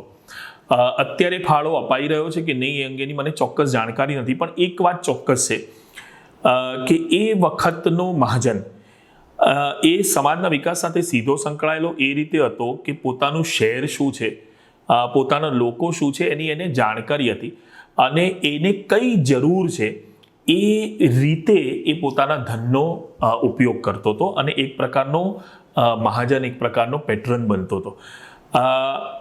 હવે આજે એ પ્રકારનું એક જોડાણ જેને કહેવાય એવું તો કદાચ અસ્તિત્વમાં નથી, અનફોર્ચ્યુનેટલી એવું કહી શકાય. પણ સાથે સાથે હું એવું પણ માનું છું કે સમયની સાથે દાન કરવાની રીતો એ બદલાતી હોય છે. મારા જેવો માણસ એવું અત્યારે માને છે કે શ્રેષ્ઠીઓ અને એમના પેટ્રોનેજની જે રીત છે, જે પદ્ધતિ છે એ બદલાવી જોઈએ. જેમ કે હું મારા પોતાના ફિલ્ડની વાત કરું તો હું ઘણા વખતથી કહું છું કે બંગાળી પ્રેક્ષક જે છે કે મહારાષ્ટ્રીયન પ્રેક્ષક જે છે એવો જ અદ્ભુત ગુજરાતી પ્રેક્ષક છે જ્યાં સુધી નાટકનો સવાલ આવે છે. નાટક માટેનો પ્રેક્ષક આપણી પાસે છે, આપણી પાસે કલાકારો છે. નાટક એક અઘરી કલા છે સસ્ટેન કરવા માટે. મારા જેવા માણસને એવું લાગે છે કે પ્રેક્ષક છે અને કલાકાર પણ છે, થોડા નાના અમથા જે સપોર્ટની જરૂર છે, એમાં દાનની જરૂર નથી પણ પાર્ટનરશિપની જરૂર છે. એટલે આઈ થિંક કે પેટ્રન્સ અને શ્રેષ્ઠીઓ એ જો પાર્ટનર્સ તરીકે આ ફિલ્ડમાં આવે, આ બિઝનેસમાં આવે, then it would do really well and this would stand true for any other field. પ્રશ્ન બહુ સરસ છે, કારણ કે ગુજરાત પાસે એક મહાજન પરંપરા હતી અને એને લીધે ગુજરાત બન્યું. ગુજરાતનો આર્થિક વિકાસ થયો, પણ ગુજરાતની જે સામાજિક ચેતના છે એ ચેતના તમે જુઓ ગાંધીજીના વખતથી અને ઇવન એ પહેલાં પણ સિદ્ધરાજ જયસિંહ વખતે અને બાકી આખા ઇતિહાસના કાળમાં સતત કશુંક ને કશુંક થયા કરતું. એટલે આપણે ખાલી રાજ્ય કક્ષાનું કે બધા મહાનગરોની વાત ન કરીએ, ઇવન ગ્રામ્યમાં પણ, ગ્રામ્ય વિસ્તારમાં એક ગામડું હોય તો એમાં પણ મુખી હોય અને એક 5 જણની ટોળી હોય, એટલે પંચાયત જેવું હોય, અને એનો બહુ જ મોરલ પ્રભાવ રહેતો હતો. અને એમ ગુજરાત એક શાંત, એકબીજા સાથે સુમેળ ભર્યા વાતાવરણમાં રહેવાવાળું એક વાઇબ્રન્ટ સમાજનું યુનિટ હતું. એની સામે આજે કશુંક બધું જોવા જઈએ તો વેરવિખેર છે. આ પ્રશ્નમાં 2 વસ્તુ છે, એક બાજુ પ્રજા અને બીજી બાજુ ભાષા. તો પ્રજાને પણ પ્રજાની જે વિશેષતાઓ છે, સેવા ભાવના છે, એવરેજ ગુજરાતીને કોકના માટે કંઈક કરવું છે, અને બીજી તરફ ધર્મપરાયણતા છે. પણ ધર્મપરાયણતામાં કોઈ જનોની વાત નથી, સંપ્રદાયો ખૂબ હોય, પણ ગુજરાતમાં કોઈ દિવસ સંપ્રદાય માટે એકદમ જડતા નહોતી અને નથી. પણ એને સામાજિક નેતૃત્વએ, એને સામાજિક ચેતનાની કક્ષાએ લઈ જઈને નૈતિકતાનું એક સંવાદભર્યું વાતાવરણ સમાજમાં ઊભું કરવું જોઈએ. ભાષા માટેની ઉદાસીનતા તો એટલી બધી છે. મને કહેવા દો કે આપણે એવું સમજવું પડે, આપણા બાળકોને એક ભાષાભિમાન આપવું જોઈએ કે ગુજરાતી મારી માં છે, હિન્દી મારી માસી છે, સંસ્કૃત મારી દાદીમાં છે, અને અંગ્રેજી મારા પાડોશમાં રહેતી વિદેશી વિદુષી રૂપાળી નારી છે. એટલે એની પાસેથી આપણે ડોલર લઈએ, આપણે સંગીત મા પાસેથી સાંભળીએ અને પરંપરા દાદી મા પાસેથી શીખીએ. એટલે પરંપરા અને આ બધું એક સાથે, પરંપરા, સંગીત અને આર્થિક વિકાસ, આ ત્રણનો સુમેળ કરતું એક જનજીવન એવું ઊભું થાય, એ માટે જેને સોશિયલ લીડરશિપ કહેવાય એવી લીડરશિપે કામ કરવું પડે ગ્રાસરૂટ લેવલથી. હું બહુ સ્ટ્રોંગલી માનું છું કે સારાભાઈએ જે કર્યું, કે મંગલદાસે જે કર્યું, અથવા તો હઠીસિંગે જે કર્યું, આપણી પાસે જનરેશન્સ એન્ડ જનરેશન્સ ઓફ શ્રેષ્ઠી ફેમિલીઝ એવા અમદાવાદમાં તો રહ્યા છે કે જેણે ખૂબ બધું કર્યું હોય અમદાવાદના સર્વાંગી વિકાસ માટે. માત્ર એવું નહીં કે એના આર્થિક વિકાસ માટે જ કર્યું હોય, એના સામાજિક વિકાસ માટે પણ કર્યું હોય, એના સિવિક વિકાસ માટે પણ કર્યું હોય. એવી અનેક વસ્તુઓ આપણી પાસે, આપણી ગટર વ્યવસ્થાથી લઈને ઇન્ડિયન સ્પેસ રિસર્ચ ઓર્ગેનાઇઝેશન સુધી, અમદાવાદ યુનિવર્સિટીની જમીનથી લઈને હેરિટેજ સુધી, there is so much that has been done by so many શ્રેષ્ઠીઝ ઓફ અમદાવાદ બિફોર. અને રિસન્ટ ટાઈમની અંદર જ્યારે કોઈ પણ બ્રેન્ડ આવું કંઈ પણ કરે છે ત્યારે એને અંડર CSR કેટલા બેનિફિટ્સ મળે છે એવી રીતે કરવામાં આવતું હોય, એ કદાચ શક્ય છે, પણ બાકી એક જેન્યુઇન એવી એફર્ટ કે સોસાયટીને આવનારા 400 વર્ષમાં કે 500 વર્ષમાં આ વસ્તુ મદદ કરે એવા વિઝન સાથે જેમની પાસે ખરેખર એવી મૂડી છે, એ લોકો શું ખરેખર કંઈ કરે છે? આ પ્રશ્ન મારો પણ છે. અને મને જો કરતા હોય તો મને એવું લાગે છે કે હજી ઘણું બધું એવું છે કે જે એ પોતાના જ ગુજરાતીઓના ઇતિહાસમાંથી જોઈને શીખી શકે કે શું શું કરી શકાય. ગુજરાતની વાત કરીને ગાંધીજીની વાત ન થાય એવું બને નહીં, એટલે એક સવાલ કે ગુજરાતના કલ્ચર અને ખાસ કરીને સાહિત્ય પર મહાત્મા ગાંધીનો પ્રભાવ કેટલો? ગુજરાતી સાહિત્યમાં ગાંધીજીનો પ્રભાવ કેટલો? ગુજરાતી સાહિત્યમાં ગાંધીજીના વેલ્યુ સિસ્ટમનો પ્રભાવ ઘણો મોટો છે. આજે પણ સાહિત્યમાં નવા લેખકો અન્યાયની, લડતની, અસમાનતાની વાતો લઈને આવે છે અને એટલા જોરથી લઈને આવે છે, એટલી બળપૂર્વક કરે છે જેટલી ગાંધીજીએ અંગ્રેજો સામેની લડાઈમાં કરી હતી એટલી. ખરેખર ગુજરાતી સાહિત્ય વિશે મારે વાત ન કરવી જોઈએ, કારણ કે મેં એટલું બધું વાંચ્યું નથી. હું હજી વાંચી રહ્યો છું. આઈ એમ અ સીકર જે ગુજરાતી સાહિત્ય વાંચવા માંગે છે. અને સાહિત્ય કૃતિમાં પણ ગાંધીજીનો ઉલ્લેખ ઘણા બધા સાહિત્યકારોએ કર્યો છે. ગાંધીજી પોતાનો જે સાહિત્ય છે, એમનું પોતાનું સાહિત્ય જે છે, એમાંથી ઘણું બધું શીખવા જેવું છે. એમને ઘણું બધું યોગદાન એ રીતે પણ આપ્યું છે. પણ મને લાગે છે કે આ બાબતે હું જો વાત ન કરું તો યોગ્ય રહેશે, કારણ કે મારું અન્ડરસ્ટેન્ડિંગ આટલું ડીપ નથી અને મારું રીડિંગ પણ એટલું ડીપ નથી. ગાંધીજીનો પ્રભાવ ગુજરાતી સાહિત્યમાં કેટલો? એક વાક્યમાં કહું, ગાંધીજીને કારણે ગામડામાં સાહિત્ય ગયું અને સાહિત્યમાં ગામડું પ્રવેશ્યું. ગાંધી યુગ આખો ગુજરાતી સાહિત્યમાં છવાયેલો, ઘેરાયેલો, વરસેલો રહ્યો. કોશીઓ પણ સમજી શકે એવી ભાષામાં વાત કરવી, નાનો માણસ પણ સમજી શકે એવું સાહિત્ય લખવું, એવું ગાંધીજીએ કહ્યું. સૌનું હિત કરે તે સાહિત્ય, એની વ્યાખ્યાનું સરળીકરણ ગાંધીજીએ કરી આપ્યું. ઉમાશંકર જોશી, સુંદરમ, આ બાજુ પન્નાલાલ પટેલ, આખું ગુજરાતી સાહિત્ય ગાંધી યુગથી ઘેરાયેલું રહ્યું. ક્યાં ક્યાં કેટલાના નામ આપું. કેટલા કવિઓએ ગાંધીજીના પ્રભાવ હેઠળ કાવ્યો લખ્યા, ગાંધીજીની વિચારધારા હેઠળ સાહિત્ય રચાયું. એક બાજુ ઉમાશંકર જોશી એમ કે વિશાળે જગ વિસ્તારે નથી જ એક માનવી. એકલો માણસ નથી આ વિસ્તારમાં, આ જગમાં, બીજા ઘણા છે. પણ કોણ છે? વિશાળે જગ વિસ્તારે નથી જ એક માનવી. પશુ છે, પંખી છે, ફૂલોની છે વનસ્પતિ. કેટલું બધું છે, પશુ છે, પંખી છે, ફૂલો છે, વનસ્પતિ છે. એકલો માણસ નથી. પ્રકૃતિના સાનિધ્યમાં પ્રકૃતિએ કાવ્ય લખવાનું શરૂ કર્યું. માનવ પ્રકૃતિ અને આપણી પ્રકૃતિ એ બંને સંવેદનો ઝીલ્યા. ગાંધીજીના આવવાથી સત્ય અને અહિંસાની સાથે સાથે સાહિત્યએ એના પોતાના ફેફસામાં સામાજિક જીવનની નિસ્બત ભરી ખુમારી ભરી. એ યુગ સમર્થ યુગ છે ગુજરાતી સાહિત્યનો.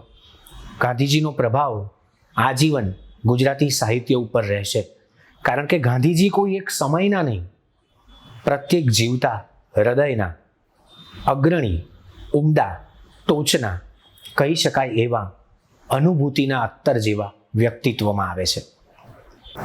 ગાંધી જેવું પ્રભાવક વ્યક્તિત્વ આવે તો એની અસર બધા જ સ્તરે પડે.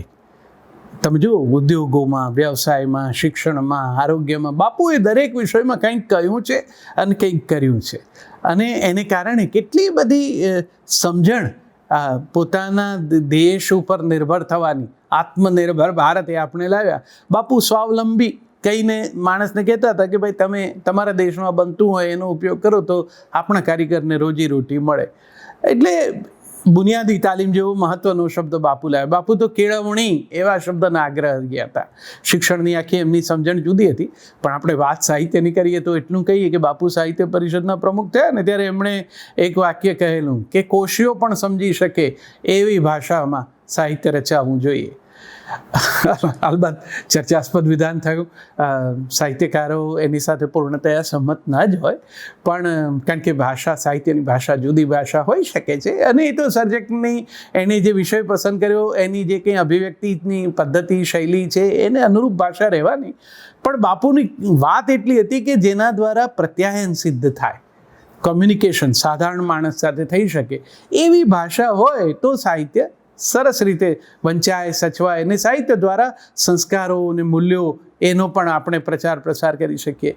તો મેઘાણી જેવા સર્જક મળ્યા આપણને કે જેમણે એ પ્રકારની શૈલીથી વાત કરી અને લોકો સાથેનું એમનું અનુસંધાન થયું તો એ રાષ્ટ્રીય શાયર થયા. તો બાપુ એમ માનતા, અને બાપુને કારણે સમાજના નીચલા સ્તરના લોકોની પીડાની વાત, દલિતો, પીડિતો, શોષિતો, એ પણ સાહિત્યમાં આવી તો ખરી ને. હવે સમયાંતરે ભાષા સાહિત્યમાં જે રીતે પોતાનું રૂપ બદલે એમ વિષયો પણ જુદા જુદા આવે. એમ ગાંધીની વિદાય પછી કદાચ આજે વળી એક વખત એ દિશામાં સક્રિય થવાની જરૂર તો લાગે છે. બિલકુલ, એક આખો ગાંધી યુગ ગણાય છે સાહિત્યની અંદર, અને એ પ્રભાવને કારણે આપણી પાસે ઉત્તમ સાહિત્યકારો આવ્યા. શ્રેષ્ઠ સાહિત્ય જે છેલ્લા એક સદીની અંદર ગુજરાતીનું કહેવાય એ સમયમાં સર્જાયું. સરળ ભાષાની અંદર ગાંધીજીની એવી નેમ હતી. ગાંધીજી એકમાત્ર ચૂંટણી લડેલા ગુજરાતી સાહિત્ય પરિષદની, જોકે હારી ગયેલા, અને એ તો કાયમ માટે એ જ લલાટે લખાયેલું હોય સાચા માણસોને સાહિત્યની, રાજકારણની દુનિયામાં. પણ ગાંધીજીએ જોડણી બાબતે પણ કામ કર્યું, ભાષા બાબતે કામ કર્યું. એવો અનુરોધ કર્યો કે સામાન્ય માણસને સમજાય એવી ભાષામાં લખો. બહુ અઘરું અટપટું પાંડિત્યપૂર્ણ સાહિત્ય જે એ વખતે વૈદિક યુગના પ્રભાવથી ચાલતું હતું, એ બદલે સરળ ભાષાની અંદર સાહિત્ય આવ્યું. ઝવેરચંદ મેઘાણી આખા ગાંધીજીના પ્રભાવની અંદર એમણે જે સામાન્ય માણસની વેદનાઓની સ્થિતિની વાત કરી, એમનું પત્રકારત્વ ખેડ્યું અને કલ્ચરલ યુનિવર્સિટી કહેવાય એવું કામ કર્યું. જીવરામ જોશી, રમણલાલ સોની જેવા તો મને જાત માહિતી છે કે ગાંધીજી સાથે જેલમાં જવા તૈયાર હતા, પણ ગાંધીજી કહ્યું તમે બાળકો માટેનું સાહિત્ય લખો. મૂળશંકર મોહનલાલ ભટ્ટ કદાચ ગુજરાતી ભાષાએ જોયેલા શ્રેષ્ઠતમ અનુવાદક, અને એમણે એ જમાનામાં, વિચાર કરો, ભારતની આઝાદી પહેલા જુલે વર્ન અને વિક્ટર હ્યુગોના ફ્રેન્ચ પુસ્તકોના અનુવાદ છાત્રાલયના વિદ્યાર્થીઓ માટે કર્યા. આ બધું ગાંધી યુગનો પ્રભાવ.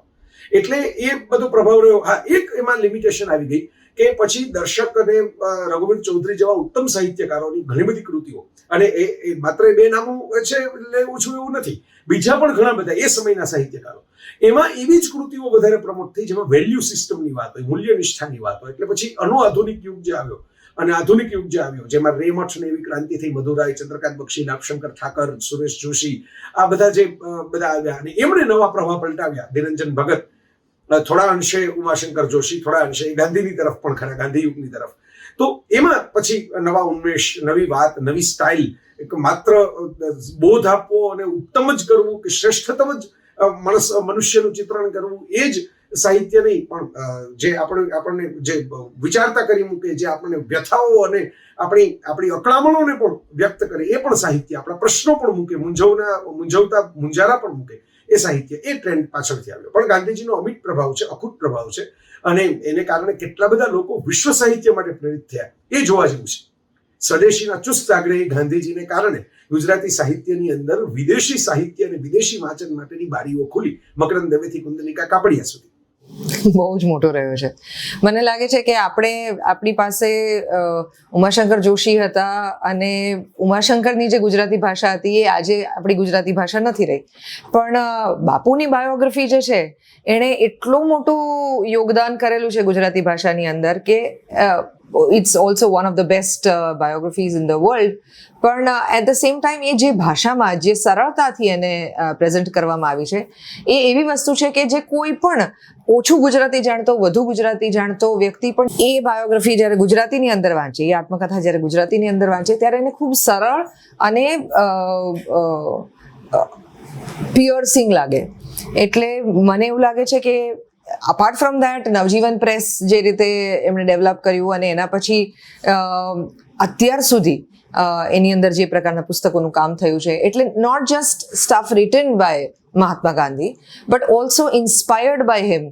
ગુજરાત વિદ્યાપીઠમાંથી જેટલા પણ સ્ટુડન્ટ્સ અત્યારે પણ એજ્યુકેશન લઈ રહ્યા છે, અમે લોકો કસ્તુરબા નામનું નાટક કરતા હતા. એમાં અમારી સાથે કાઓરી કુરુહારા કરીને એક છોકરી હતી. She was a Japanese girl કે જે અમદાવાદમાં મહાત્મા ગાંધીના સિદ્ધાંતો ઉપર અને એમના લિટરેચર ઉપર પીએચડી કરવા માટે આવેલી.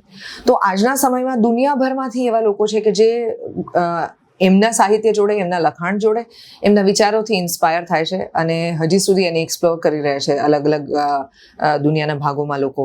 સો I think he has a very big contribution which is not just in terms of writing himself but developing an entire educational stream જેની અંદર ટાગોરની પણ મદદ લઈને એમણે શાંતિનિકેતનને વિઝિટ કરીને કેવી રીતે અહીંયા વિદ્યાપીઠ શરૂ કરવી એનું આખું માર્ગદર્શન લીધેલું ને આજ સુધી એ એક્ટિવ સંસ્થા છે. ગુજરાત વિદ્યાપીઠ સિવાય સણોસરા જેવી સંસ્થા હોય, લોકભારતી સણોસરા, અથવા તો ઢેડુકી જેવી સંસ્થા હોય, એવી કેટલી બધી બીજી ગાંધી સંસ્થાઓ પણ ગુજરાતની અંદર ચાલે છે, નાના નાના અલગ અલગ ગામડાઓમાં, કે જે પણ એજ્યુકેશનનું ખૂબ ઇમ્પોર્ટન્ટ કામ કરે છે.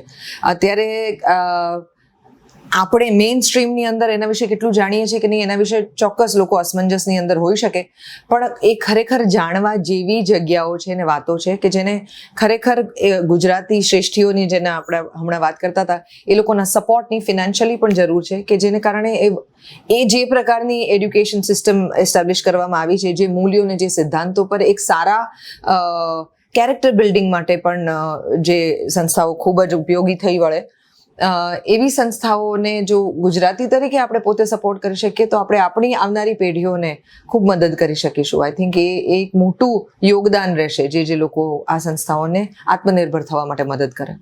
ઉમાશંકર જોશીની એક કવિતાની એક અદ્ભુત પંક્તિ છે કે દેશ તો આઝાદ થતા થઈ ગયો, તે શું કર્યું? અને આ પંક્તિ એમાં ગાંધીજીની છાપ છે બહુ બહુ ચોખ્ખી, કે દેશ તો આઝાદ થઈ ગયો, હવે આપણી બધાની જવાબદારી છે. ગુજરાતી સાહિત્યમાં તો એક આખો યુગ એ ગાંધી યુગ તરીકે ઓળખાય છે, જેમાં ઉમાશંકર, સુંદરમ, પન્નાલાલ જેવા મહાન લેખકોએ પોતાનું કામ કર્યું. મેઘાણી ગાંધીજીથી બહુ પ્રભાવિત હતા અને એનાથી વિરલ, અનોખો એવો સાહિત્યકાર ખોળવો મુશ્કેલ છે. મરીઝે ગાંધીજીના મૃત્યુ પર એક અદ્ભુત શેર લખેલો. ગાંધીજીનો પ્રભાવ એ સાહિત્ય પર હોવો બહુ સ્વાભાવિક હતો, કારણ કે સમાજ ઉપર ગાંધીજીનો બહુ ઊંડો પ્રભાવ હતો અને ફોર્ચ્યુનેટલી આજની તારીખમાં પણ છે. મને એવું લાગે છે કે ગાંધીની સૌથી મોટી ખૂબી એ છે કે કોઈ પણ સમાજમાં હિંસા એ હંમેશા માનવજાતનું એક અભિન્ન અંગ રહ્યું છે, અનફોર્ચ્યુનેટલી. અને હિંસા ટોળા બનાવે છે અને ગાંધીજીનો મેસેજ એની સામે અહિંસાના સૈનિકો ઊભા કરે છે. એટલે ગાંધીજીનો મેસેજ જ્યાં સુધી જીવંત છે ત્યાં સુધી હિંસક માણસોના ટોળા કરતાં અહિંસક માણસોનું ટોળું એ હંમેશા મોટું રહેવાનું છે અને એનાથી સમાજ બચેલો રહેવાનો છે, એમાં શંકાનું કોઈ સ્થાન નથી. ગાંધીજી આપણને બચાવી રહ્યા છે. આપણે ગાંધીજીના વિચારોનું જેટલું બને એટલું સંવર્ધન અને પ્રોટેક્શન એ કર્યા જ કરવું પડશે. ગુજરાતી સાહિત્યમાં ગાંધીજીનો પ્રભાવ હતો, છે અને ભવિષ્યમાં પણ રહેશે. એમના જેવા મહામાનવ, યુગ પુરુષ, વિશ્વ કક્ષાના મહાપુરુષ, એનો પ્રભાવ દાયકાઓની સૈકાઓ સુધી લંબાતો રહે એ સમજી શકાય એવી વાત છે. સમયની કેડી ઉપર આ મહામાનવ પોતાની ફૂટપ્રિન્ટ છોડીને જ ગયા છે અને એ પગલાંની લિપિ, એની પગલાંની છાપ આવનારા સમયમાં પણ સચવાયેલી રહેશે. હા, એક વાત છે કે તમે દીવો ગમે એટલો તેજસ્વી હોય તો પણ તમે જેમ જેમ એનાથી દૂર જતા જાઓ એમ એનો પ્રકાશ થોડો ઝાંખો થતો જાય. જે 30ના અને 40ના અને 50ના દાયકામાં ગુજરાતી સાહિત્યમાં ગાંધીજીનો પ્રભાવ હતો, એટલી હદે કે એટલી તીવ્રતાથી કદાચ આજના સાહિત્યમાં એ જોઈ શકાતો નથી. એ ઉમાશંકર જોશી, એ સુંદરમ, રવ દેસાઈ, રાવી પાઠક, કિશોરીલાલ મશરૂવાળા, આ બધાના સાહિત્યમાં જે ગાંધીવાદની છાપ દેખાતી હતી, અને ગાંધીજી સ્વયં એમના પુસ્તકો એમનું લખાણ એક અલગ ઊંચાઈ પર હતું. પણ અત્યારે ભલે ભાષા બદલાઈ હોય, શબ્દની શૈલી બદલાઈ હોય, પણ એક વસ્તુ ચોક્કસ કહીશ કે ગાંધીવાદ નથી બદલાયો, ગાંધીની વિચારધારા નથી બદલાઈ. ઇષ્ટ અને અનિષ્ટની એમણે આપેલી સમજ આજે પણ ગુજરાતી સાહિત્યમાં ધબકે છે. આજે ભલે 3 પડોશીઓ જેવું કાવ્ય ન બને, આજે ખેમી જેવી વાર્તા કદાચ ન બને, ઉમાશંકર જોશીનું એક ખૂબ સુંદર નાટક જે પછી પ્રતિબંધિત થઈ ગયું એનું નામ નથી બોલતો, પણ સાહિત્યના રસિકો સમજી જશે તો એ હવે કદાચ નહીં લખાય. પણ આજે પણ ગુજરાતી સાહિત્યમાં હિંસાને અનુમોદન આપતા પ્રકારો ઓછા ખેડાય છે. અહિંસાનો પડઘો તમને વારંવાર વર્તાશે. ગાંધીજીનો પ્રભાવ ગુજરાતી ભાષા પર, ગાંધીજીનો પ્રભાવ શેના પર નથી? નવી પેઢી પણ ખાદી પહેરવાની મજા માણે છે. ખાદી આધુનિક ફેશનમાં ગણાય છે, આધુનિક વસ્ત્રોમાં ગણાય છે. સો ગાંધીજીનો પ્રભાવ માત્ર ભાષા પર શું કામ તપાસીએ છીએ આપણે? મને લાગે છે ગાંધીજીના પ્રભાવને ઓવરઓલ જોવો જોઈએ અને એ પ્રભાવને ટકાવી રાખવો જોઈએ, કારણ કે probably he was the only intelligent main who food understand India the best. એમણે જે રીતે ભારતને સમજવાની અને સમજાવવાની કોશિશ કરી એ હું માનું છું બેસ્ટ હતું. એટલે ઘણીવાર વિચારીએ તો સમજાય કે જો નહેરુ ગૃહપ્રધાન હોત ને આપણા સરદાર વડાપ્રધાન હોત તો નહેરુ એ કરી શક્યા હોત જે સરદારે કર્યું. નહેરુ તો રજવાડાથી બહુ ઇમ્પ્રેસ્ડ હતા. એમને તો અંગ્રેજી હકુમત સાથે ઘણો ગરોબો હતો for certain reasons. So for that reason if we think કે આ ચોઇસ કરેક્ટ હતી કે સરદાર પટેલ જો આપણા આટલા મહાન નેતા ગૃહપ્રધાન બન્યા તો ભારત એક થઈ શક્યું. એટલે ક્યારેક મને એવું પણ લાગે છે કે ગાંધીજીએ લીધેલા કેટલાક નિર્ણયોને ફરી તપાસવાની જરૂર છે. ગાંધીજીએ કરેલા કેટલાક ઉપચારો, કેટલીક વાતો, કેટલીક બાબતોને ફરી તપાસીને આજના રેફરન્સમાં રીચેક કરવાનો કદાચ સમય ઊભો થયો છે. એમણે કેટલું બધું એવું કર્યું છે કે જે આજે we are returning to alternative medicine. એમણે ત્યારે કહ્યું કે નેચરોપેથી ઉત્તમ ઉપાય છે. એમણે ત્યારે કહ્યું કે એન્વાયરમેન્ટ પ્રોટેક્ટ કરો. એમણે ત્યારે કહ્યું કે ગામડાઓને સ્વરાજ આપો. Every village should have its own governance. જે હવે આપણે વિચારી રહ્યા છીએ, પબ્લિક પાર્ટિસિપેશનની વાત એમણે ત્યારે કરી, આજે આપણે એ કરી રહ્યા છીએ. તો ભાષા ઉપર જ શું કામ? લગભગ દરેક વસ્તુ પર ગાંધીજીનો પ્રભાવ છે. પણ ભાષા ઉપર એટલા માટે કદાચ હવે ધીરે ધીરે એમનો પ્રભાવ ઓછો થતો જાય છે કારણ કે ગાંધી યુગનું સાહિત્ય નષ્ટ પામ્યું છે. નષ્ટ ઇન ધ સેન્સ ઓફ આગળ કેરી ફોરવર્ડ નથી થયું. છેલ્લો કટોરો ઝેરનો આ પી જજો બાપુનો રેફરન્સ કોને ખબર છે? મન મોર બની થનગાટ કરે બધાને ખબર છે. સો ઇન સર્ટન થિંગ્સ આપણો ઇતિહાસ જ્યારે શાળાઓમાં ભણાવવામાં આવે છે ત્યારે એ ઇતિહાસને પહેલાં તો તોડી મરોડીને રજૂ કરવામાં આવે છે. અને એનાથી વધુ મહત્વની વાત એ છે કે શિક્ષકોને પણ ઇતિહાસને વાર્તાની જેમ ભણાવવામાં રસ નથી. શિક્ષકોને ઇતિહાસને એક વિષયની જેમ ભણાવીને છૂટી જવું છે. So for me also this is very important કે આપણી પછીની પેઢી આપણા દેશનું ગૌરવ, આપણા સ્વતંત્રતાના ઇતિહાસનું ગૌરવ કરે. આપણે 100 વર્ષની ગુલામીમાંથી કેવી રીતે બહાર નીકળ્યા એની કથા આપણે આપણા પછીની પેઢીને આપી જવી જોઈએ, જે આપણે નથી કરતા. એટલે ગાંધીજી એક નોટ પર છાપેલો ફોટો રહી ગયા છે. જેણે સૌથી વધારે ભ્રષ્ટાચારનો વિરોધ કર્યો એને જ આપણે લેવડ દેવડમાં ભ્રષ્ટાચારમાં વાપરીએ છીએ. શું કયા પ્રભાવની ચર્ચા કરીએ છીએ? આઈ થિંક બહુ રિડન્ડન્ટ આ સવાલ મને લાગે છે. અને બે રીતે આપણે ઉત્તર આપી શકીએ. એક તો એ કે આપણે જોઈએ કે કોણ લખે છે ગાંધીજી વિશે અને કોણ નથી લખતું. ને હા, નામ વિસરાતું જ ગયું છે. અને દર 2 ઓક્ટોબર અને 30મી જાન્યુઆરી એમને આપણે યાદ કરી લઈએ છીએ. હરીન્દ્ર દવેની કવિતા યાદ આવે છે. આજે બાપુનો જન્મદિન જ્યારથી સરકાર પાળે છે રજા ત્યારથી કેમ ભૂલાતો નથી. આજે બાપુનો જન્મદિન અને રજા કેટલો જલ્દી સમય વીતી ગયો, જેમ કે બાપુનું જીવન. બીજી પણ એક કવિતા હતી ને, તિથિ ન જોશો ટીપણે ગાંધી જયંતિ તે દિને. ગાંધી જયંતિ કંઈ 2 ઓક્ટોબર અને 30મી જાન્યુઆરી આપણે એમને સંવત્સરી આપણે માનીએ છીએ એ દિવસો નથી જોવાની. પણ આપણી સ્થિતિ જે પ્રકારની થઈ ગઈ છે, આપણે રાજમાર્ગો હોય, રસ્તા હોય, પાટનગરનું નામ ગાંધીનગર બનાવ્યું હોય, શાળાઓ અને સંસ્થાઓના નામ ગાંધીજી પાછળ આપ્યા હોય, પુલ હોય અમદાવાદમાં તો એમના નામનો એક. એ રીતે અમને યાદ કરવા માટે ક્ષણો તો ઘણી આપણી આંખકાળ આવી જાય છે. પણ આપણે એમને રૂપિયાની નોટ પર જોઈએ છીએ, એ સિવાય આપણે ક્યારે એમનો વિચાર કરીએ છીએ? આપણે કરતા જ નથી. એ જાતની જે ડિક્લાઇનિંગ ઇન્ફ્લુઅન્સ આપણે કહીએ એ તો બધે જ છે. અને જે રાષ્ટ્રના પિતા હતા એમાંથી આપણે રાષ્ટ્રના સેવક તરીકે એમને જોઈએ છે. એમને આપણે સ્વચ્છતા માટે એમને યાદ કરીએ છીએ, પણ આપણે માનસિક સ્વચ્છતા નથી એ વિશે આપણે વિચાર નથી કરી શકતા. યાદ કરાવે છે, ડંખ કરે એ રીતે કરાવે છે. હકુશાના ચિત્રો જોઈએ આપણને તો આપણને ખ્યાલ આવે કે એનો ગાંધીજી કંઈ ભૂલાઈ નથી ગયા. કે પછી અતુલ દોડિયાના ચિત્રો જોઈએ કે એમના પેલા જો બકા કરીને જેમણે કાવ્યો લખ્યા છે એ આપણે જોઈએ ત્યારે ખ્યાલ આવે કે એક સોયની જેમ ભોંકાયા કરે અને આપણને યાદ કરાવ્યા કરે કે આપણે કંઈક ભૂલી જઈએ છીએ. એ તો થતું જ રહ્યું છે. પણ આપણને તો થાય છે કે હવે તો આપણે આઝાદ થઈ જવું છે, ગાંધીજીથી આઝાદ થઈ જવું જોઈએ. અને એક રીતે કે પોસ્ટ ગાંધીયન ફેઝમાં ભારતને આવવું છે. એટલે જ્યારે દેશભરમાં ગાંધીજીની ઇમ્પેક્ટ ઓછી થતી હોય અને અસર ઓછી થતી હોય એટલે ત્યારે તો એ તો સ્વાભાવિક છે કે એમની ઇમ્પેક્ટ લિટરેચર પર ઓછી થવાની.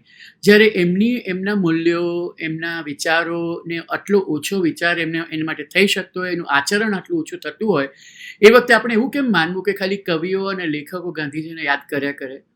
આપણે તો આજે એવો દેશ બની ગયો છે કે જ્યારે સત્તાધારી પક્ષના નેતાઓ કેટલાક નથુરામ ગોડસેના વખાણ કરે છે. સાહિત્યકારો, ગુજરાતના સાહિત્યકારોએ કહ્યું છે કે ગોડસે તો એક દેશભક્ત હતા. પણ જ્યારે જેણે ગાંધીજીનું ખૂન કર્યું હોય એને દેશભક્ત માનવા તૈયાર હોય ને એવા માણસો સાહિત્યમાં આજે ગુજરાતમાં ઊંચા ગણાતા હોય ત્યારે પછી આપણે ગાંધીજીને કઈ રીતે એ બંનેને એક જગ્યાએ એમની તુલના કરી શકાય? એટલે આખો દેશ જ બદલાઈ રહ્યો છે અને જ્યારે દેશ બદલાઈ રહેતો હોય ત્યારે આપણે ગાંધીજીને યાદ કરવા એ અઘરું પડે છે. હવે તો મેં જ એક કવિતા લખેલી એકવાર, એટલે એના છેલ્લા શબ્દો યાદ કરાવીને કહું છું તમને કે એમના પૂતળા જોઈને આપણને થાય છે કે હવે શું કરવું? તો આપણે થાય છે કે તમારું તો મોં મલક્યા જ કરે, જાણે કશું થયું જ ન હોય. શરમ નથી આવતી તમને મરે આજે 70 વર્ષ થયા, હવે તો થવા દો અમને આઝાદ. આવી જાતની વિચારસરણી આજે ભારતમાં છે.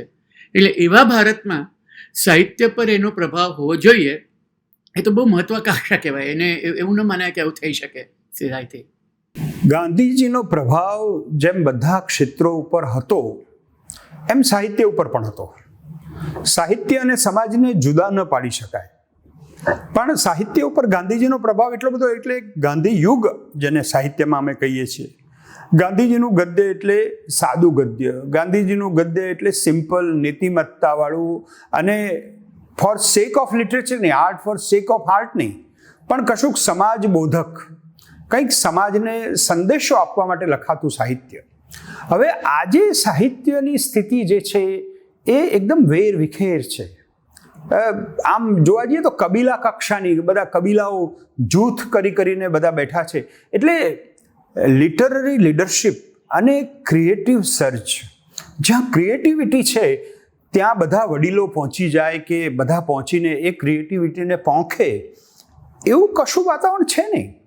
કોઈ એક નાનો છોકરો પણ જબરજસ્ત લખે તો એની સાથે દોડીને એની સામે જઈને, ગાંધીજીનો પ્રભાવ તો આ છે. ગાંધીજીએ શું કર્યું? ગામે ગામ લીડર ઊભા કર્યા. ગાંધીજીએ શું કર્યું? ગાંધીજીએ નવલકથાકારોને પણ કહ્યું અને એમ કહ્યું કે કોશીઓ પણ સમજી શકે એવું સાહિત્ય રચો. તો તમે જુઓ કે એક ભદ્રવર્ગનું સાહિત્ય હતું અને એક આ પ્રેમલીના બધા જે વાર્તાઓ લખાવી, નવલકથાઓ લખાઈ, સરસ થયું. પણ આપણે વિશ્વ સાહિત્ય સાથે સતત સંપર્કમાં રહેવું પડે. હું એવું નથી કહેતો કે અનંત કાળ સુધી ગાંધીજીની જ અસર રહે. ગાંધીજીની અસર રહે તો સારું. ગાંધીજીની જે નીતિમત્તા હતી, ગાંધીજીની જે ક્લેરિટી હતી, ગાંધીજીની જે પારદર્શિતા હતી, એની આવશ્યકતા છે. પણ સાથે સાથે ગ્લોબલ પ્રવાહોમાં પણ ગુજરાતી સાહિત્ય જોડાયેલું રહે. કદાચ ગાંધીજી આજે જીવતા હોત તો આપણને એ જ કહ્યું હોત કે ભાઈ બહુ અઘરું ન લખો, પણ વૈશ્વિક સ્પર્ધામાં ઊભું રહે. તમે જુઓ જાપાનના નવલકથાકાર છે હારુકી મુરાકામી, એ એકદમ ગાંધીજીના ફોલોઅર હોય એવું ગદ્ય લખે છે. આપણે એમ નથી કહેતા કે સુરેશ જોશી કે સલમાન રશ્દી જેવું જ બધું લખાવવું જોઈએ. લખાય તો વધારે સારું છે.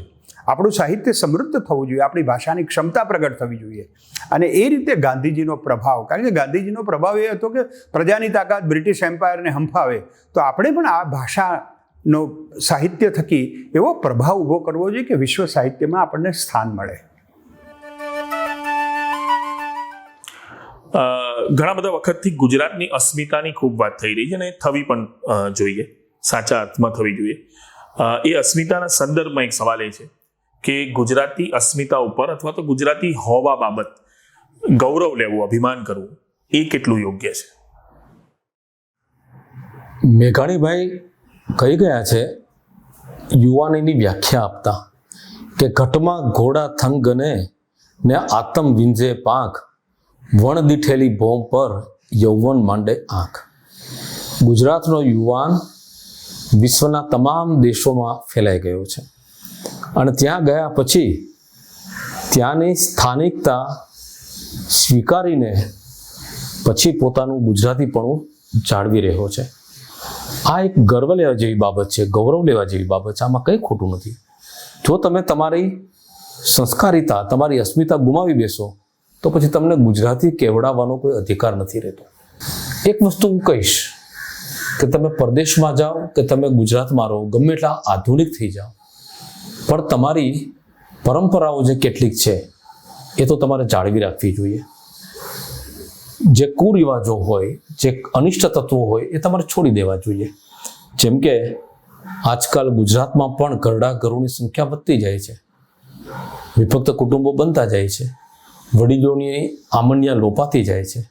હું ચોક્કસ કહીશ કે આ ગુજરાતીપણું નથી, આ આપણા સંસ્કાર નથી. વિશ્વભરને આપણું કુટુંબ માનીએ પણ આપણા કુટુંબને આપણે ભૂલી ન જઈએ. એક ટોળાશાહી, સરઘસો, ઘોંઘાટ, અશિસ્ત, કાયદો તોડવો એ આપણો જન્મસિદ્ધ અધિકાર છે, આ બધું જે આપણે માનીએ છીએ ને એ છોડી દેવું જોઈએ. તો આપણી કનેક્ટિવિટી પણ વધશે અને આપણું કન્વર્ઝન્સ પણ વધશે. મારા પોતાના ઉછેરમાં, મારી માએ કહેલી વાર્તાઓમાં, મારા પિતાએ કહેલા ઉપદેશોમાં, મારી આજુબાજુ જે તહેવારો, જે વાત સેલિબ્રેટ થાય છે એ બધામાં, મારા પૂર્વજોએ કરેલા કામોમાં, પૂર્વજોએ આપેલી લડતમાં, એ બધામાં એક એવું જુદાપણું છે કે જે બીજા કોઈ પાસે નથી. અને માટે મને મારી અસ્મિતા ઉપર એક ગુજરાતી તરીકે ગર્વ છે. એ ગર્વ મને માત્ર મારા કુટુંબ કે મારા સમાજ પૂરતો નથી, પણ આખા ગુજરાતમાં રહેલી તમામ જ્ઞાતિ, જાતિ, તમામ વર્ગની વ્યક્તિઓ જે રીતે ગુજરાતને સાથે રાખી અને આગળ વધી છે અને ગુજરાતનો પણ વિકાસ કર્યો છે, ગુજરાતી ભાષા અને બોલીનો પણ વિકાસ કર્યો છે, ગુજરાતી સંસ્કૃતિને અફાટ વિસ્તારી છે અને અનેક સુધી પહોંચાડી છે. એટલા માટે મને ગુજરાતી તરીકે મારી અસ્મિતા ઉપર ગર્વ છે. અને ગુજરાતી તરીકે જ્યાં ગાંધી જન્મ્યા છે ત્યાં નવીન વિચારો તો આવ્યા જ છે અને નવીન વિચારોને સાથે રાખીને એમને એક આખો નવો સમાજ ઘડવાની પ્રક્રિયા તો કરી હતી એ વખતે. એ પ્રક્રિયા પછી ચાલુ રહી કે નહીં એ બધા સવાલો છે, પણ એ જમાનામાં જે થયું, દરેક સ્ત્રીઓ ઘરની બહાર નીકળી અને આઝાદીની મૂવમેન્ટમાં જોડાઈ ગઈ. દરેક પુરુષો કોઈ પણ વર્ગનો હોય, એણે આઝાદીની મૂવમેન્ટમાં પોતાની જાતે જે આવડ્યું તે પ્રમાણે કન્ટ્રીબ્યુટ કર્યું કે એ લોકોએ ગોળીઓ ખાધી છે ત્યારે આપણને આઝાદી મળી છે. તો આ બધી વાતો કેટલી બધી અદ્ભુત છે. કેવો હશે જમાનો. અને આજે પણ આપણી પાસે જમાનાની રીતે, વાતની રીતે, એક ગુજરાતી હોવાને કારણે જે ચેલેન્જીસ આવી રહી છે એ ચેલેન્જીસ સ્વીકારીને આપણે અને આપણી આજની પેઢી અને આપણી ભવિષ્યની પેઢી આગળ વધવાનો તો પ્રયત્ન કરશે ને, કરી રહી છે. તો એટલા માટે મને ગુજરાતી અને ગુજરાતી અસ્મિતા ઉપર માન છે. બિલકુલ. અને આ ગુજરાતીઓની આ વિશેષતા છે. એકચ્યુઅલી હું તમને કહું કે આપણે એટલા માટે ગૌરવ લેવું જોઈએ.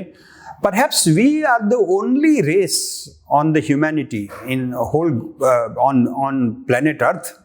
આપણે એક જ મલ્ટીલિંગ્વલ છીએ. તમે જુઓ કે હું ગુજરાતી બોલી શકું, હું હિન્દી બોલી શકું, હું અંગ્રેજી બોલી શકું, હું સંસ્કૃત બોલી શકું. બધી પ્રજામાં આવી તાકાત નથી. એટલે આ કન્વર્જિંગ જે છે ને, convergence of languages, convergence of cultures, convergence of people, આ જે આખા વિશ્વમાં થઈ રહ્યું છે, જે ન્યુયોર્કમાં થઈ રહ્યું છે, જે લંડનમાં થઈ રહ્યું છે, જે રોમમાં થઈ રહ્યું છે, એ ગામે ગામ પહોંચવાનું છે. એટલે આપણે અનટચેબલ થઈને આપણા ઇન્સ્યુલર, આપણા કોચલામાં કે કૂપમંડુક થઈ જઈશું તો આપણે સર્વાઈવ નહીં થઈ શકીએ, અથવા સર્વાઈવ થશું તો ઠીક છે, પ્રાણી તરીકે જીવીશું. પણ આ કન્વર્જન્સ કરવાનું છે, એમાં ગુજરાતી હોવાનું ગૌરવ રાખવું જરૂરી છે. અને હવે હું તમને કહું કે જ્યારે મશીન એ નેચરલ લેંગ્વેજીસ હવે શીખવા માંડ્યું છે, ત્યારે it is more important that we know Gujarati. હવે લેંગ્વેજ જાણવાની જરૂર નહીં પડે તમને. હવે તો હોલોગ્રામથી તમે જાપાનમાં જઈને જાપાનમાં બોલતા હશો. અહીં હું ગુજરાતીમાં બોલું છું, મારો હોલોગ્રામ ત્યાં જાપાનીઝ લેંગ્વેજમાં બોલતો હશે. I may not require to give up my language. અને that identity will be very important. જો મેકડોનાલ્ડ જેવું કે જે કોઈ આપણે, there are so many things. If everything is same in Ahmedabad and New York, then how Ahmedabad is Ahmedabad? Because Ahmedabad speaks Gujarati, because Ahmedabad dances on Garba, because Ahmedabadis eat dal vada. અમદાવાદે પોતાની એક ઓળખ ઊભી કરવી પડે, ભાવનગરે પોતાની ઓળખ ઊભી કરવી પડે, ગુજરાતે પોતાની ઓળખ ઊભી કરવી પડે, અને એનું ગર્વ પણ લેવું જોઈએ, એનું ગૌરવ પણ લેવું જોઈએ. હું ગ્લોબલ ગુજરાતી છું, પણ મને ગુજરાતી હોવાનું ગૌરવ છે, અને એના મારા આ 10 કારણો છે.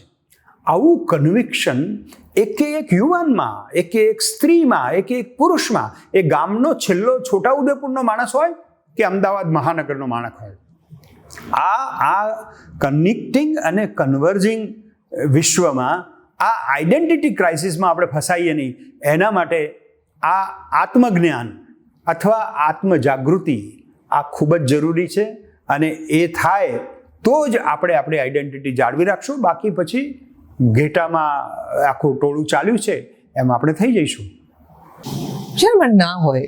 મને એવું લાગે છે કે દુનિયામાં એક સમય હતો કે જ્યારે આપણે બધા એક સરખા હતા, બધા જ નિર્વસ્ત્ર હતા, બધા પાસે ભાષા નહોતી, બધા પાસે ખોરાકની અંદર કોઈ વેરાયટી નહોતી, અને ધીરે ધીરે ધીરે ધીરે અલગ અલગ પ્રજાતિઓ ડેવલપ થઈ. એમણે પોતાના કલ્ચરલ રૂટ્સ શોધ્યા, એમણે પોતાનું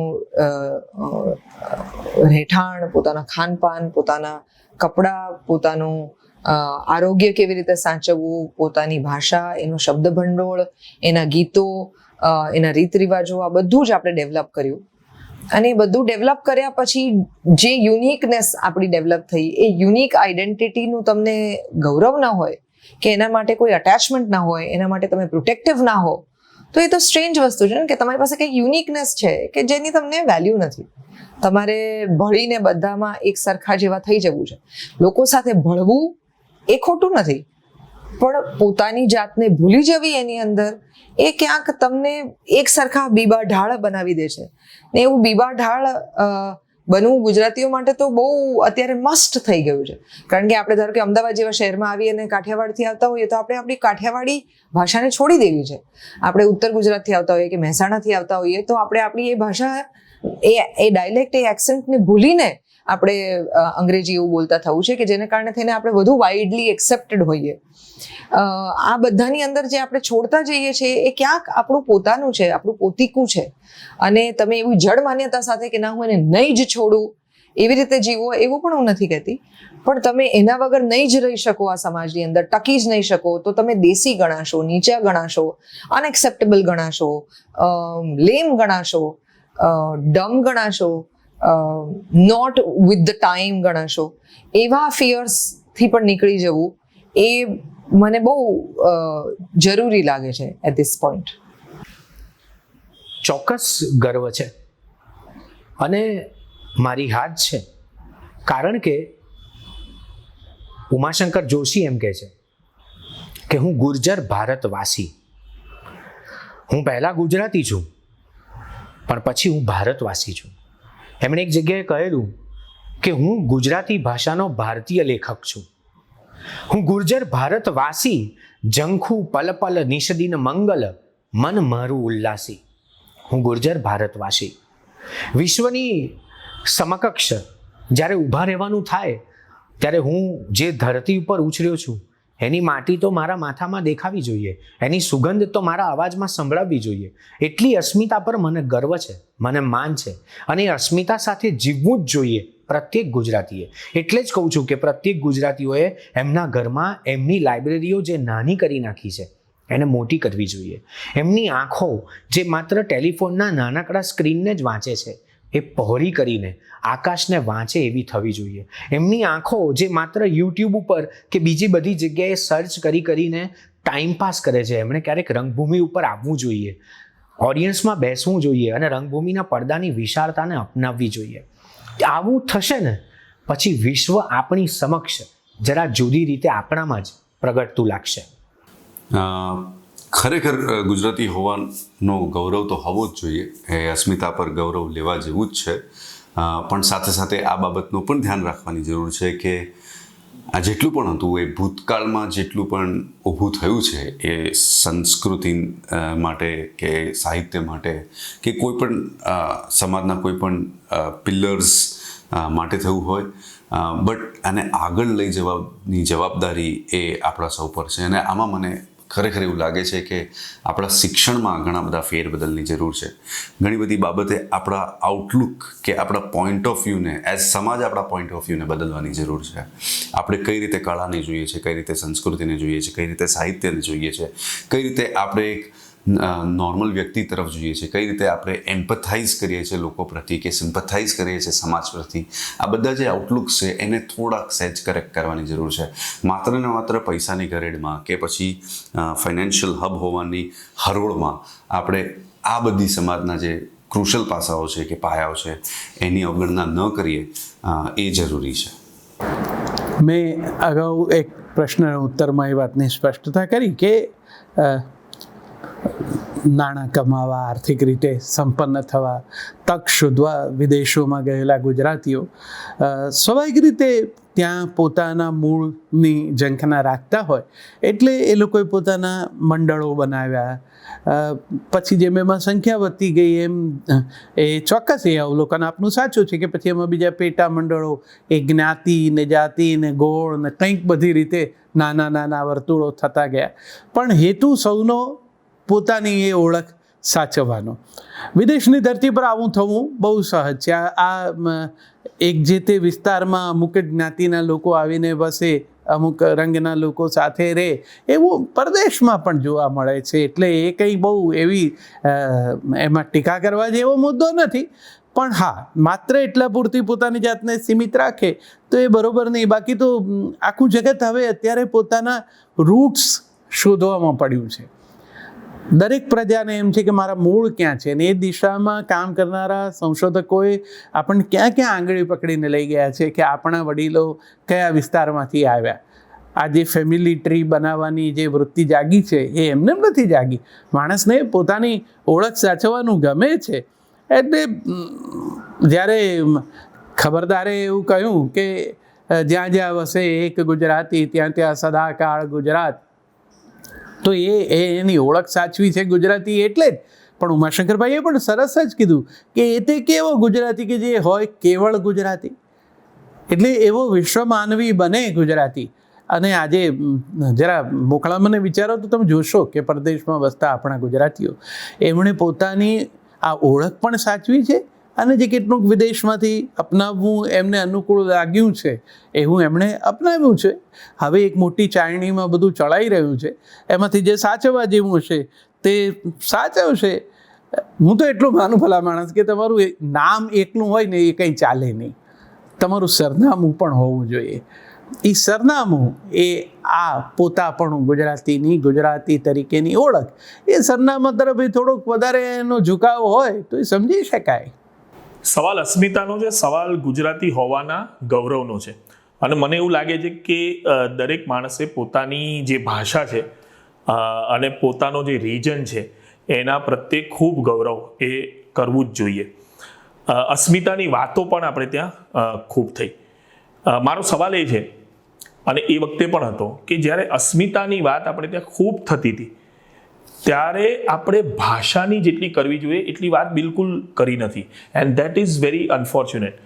જો ભાષા ના હોય તો કઈ અસ્મિતાની વાતો આપણે કરી રહ્યા છે. અને આ સવાલ મારા માટે સૌથી વધારે અગત્યનો એટલા માટે છે કે આજે ગુજરાતમાં એવા કેટલાય બાળકો છે, પર્ટિક્યુલરલી સમાજના એક વર્ગના બાળકો કે જે ગુજરાતી ભણી નથી રહ્યા. આ ભણી નથી રહ્યા એ એક પાપ છે.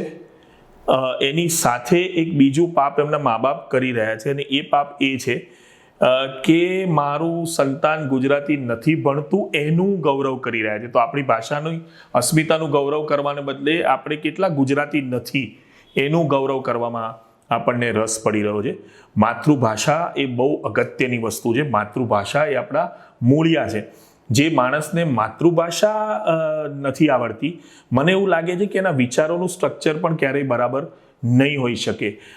એ પોતાનો કોન્ટેન્ટ એ ક્યારેય સમાજ સુધી નહીં લઈ જઈ શકે, એમાં કોઈ શંકાને સ્થાન નથી. મરાઠીઓ પોતાની ભાષા પ્રત્યે બહુ જ સજાગ છે અને બહુ ગૌરવ કરે છે.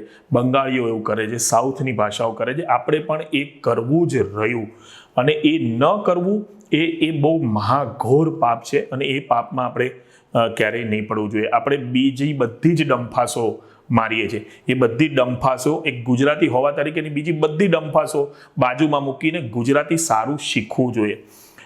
હમણાં મને કોઈ પૂછતું હતું અસ્મિતા શબ્દ પરથી જ કે સૌમ્યભાઈ, મારા બાળકને તો અસ્મિતા શું એ પણ ખબર નથી. એક તો પહેલાં જેમ તમારે નગ્ન અવસ્થામાં સમાજમાં ન ફરવું જોઈએ એ રીતના જ આવું હોય તો એ સમાજમાં કહેવા ન જવું જોઈએ.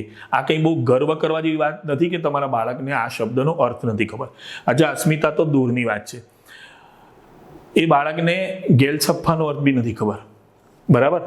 હવે કોઈ સરસ ગુજરાતી જાણતો માણસ એને 5 કુવે કે સીધી સૈયદની જાળી આગળ એમ કહેશે કે ગેલછપ્પા, ત્યારે એ બાળક કહેશે કે સોરી, અને પેલા માણસને બે આનંદ મળશે કે એક તો મેં આને ગેલછપ્પો કીધો અને પાછું એને મને સોરી પણ કીધું. આ પરિસ્થિતિ છે, આમાંથી આપણે તાત્કાલિક બહાર આવવું જોઈએ. આ સૌથી ગહન અને સૌથી જટિલ પ્રશ્ન છે, કારણ કે મારો પહેલો પ્રશ્ન કાઉન્ટર ક્વેશ્ચન છે, કે પ્રત્યુત્તર છે, કે સામેનો પ્રશ્ન છે કે અસ્મિતા કઈ અને કોની, અને એનો અર્થ શું.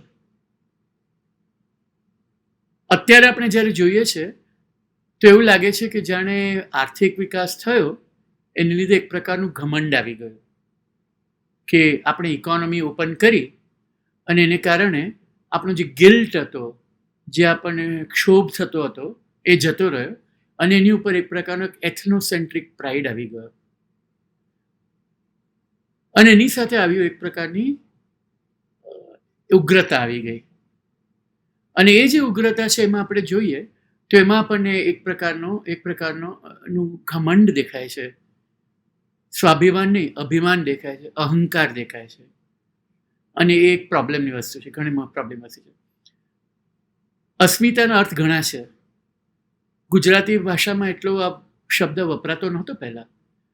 મુનશીએ લખ્યું અસ્મિતા વિશે, એક મોટું પુસ્તક લખ્યું, ત્યારથી પ્રચલિત થયો, પણ તો એ પુસ્તકોમાં રહેતો હતો. આ તો નર્મદા વખતે અને 2002ના હત્યાકાંડો પછી એની વાત વધારે થવા માંડી, અને રાજકીય લોકોએ એનો ઉપયોગ કરવા માંડ્યો કે ગુજરાતની અસ્મિતા એટલે આમ, અને આમ એટલે ગર્વ અને ગૌરવને બદલે ઘમંડ અને એક પ્રકારનું અભિમાન બની ગયા. ઘણા વર્ષો પહેલાં, એટલે 4 થી 5 વર્ષ પહેલાં, ઘણા વર્ષો પહેલાં એટલે 4 થી 5 વર્ષ પહેલાં હું આપણા કવિ સીતાંશુ યશસ્ચંદ્ર જોડે વાત કરતો હતો, અને ત્યારે મેં એમને પૂછ્યું કે અસ્મિતાનો અર્થ શું. અને ત્યારે એમણે કહ્યું કે અસ્મિ એનો આપણે અર્થ જોઈએ તો આપણે ત્રીજો પુરુષ એક વચનમાં વિચાર કરવાનો હોય છે, અને એનો અર્થ છે હિમ એન્ડ નોટ મી. હું નહીં પણ આપણે, હું છું, હું, અને એનું એક અનુભવગમ્ય સત્ય, અને એ અવેરનેસ, એ પ્રકારની જાણકારી કે પોતે કોણ છીએ એનો અર્થ છે અસ્મિતા. એટલે એક પ્રકારની આપણે કોણ છીએ એને વિશે આપણે પોતાની જાણકારી અને પોતાની સમજ શક્તિ, એને કહેવાય અસ્મિતા.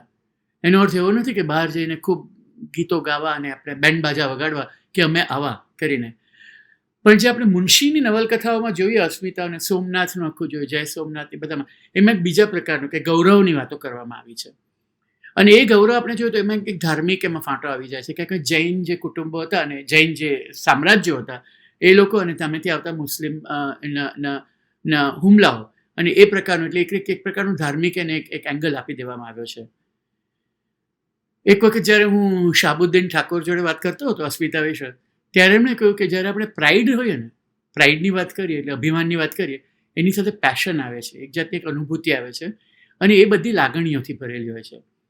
એ લાગણીઓને આપણે ઓવરકમ કરવાથી એનાથી ઊંચા જવાનું છે અને એ માટે આપણને જોયું છે કરુણા, અને એ માટે આપણને જોયું છે સત્ય અને પ્રેમ, અને એ માટે આપણને જોયું છે વિઝડમ, એટલે કે આપણે એક પ્રકારની પોતાની જાણકારી અને નોલેજ એટલે જ્ઞાન, અને એમાં છે બુદ્ધ ધર્મનો શબ્દ પ્રજ્ઞા, એ પ્રજ્ઞા આવે છે.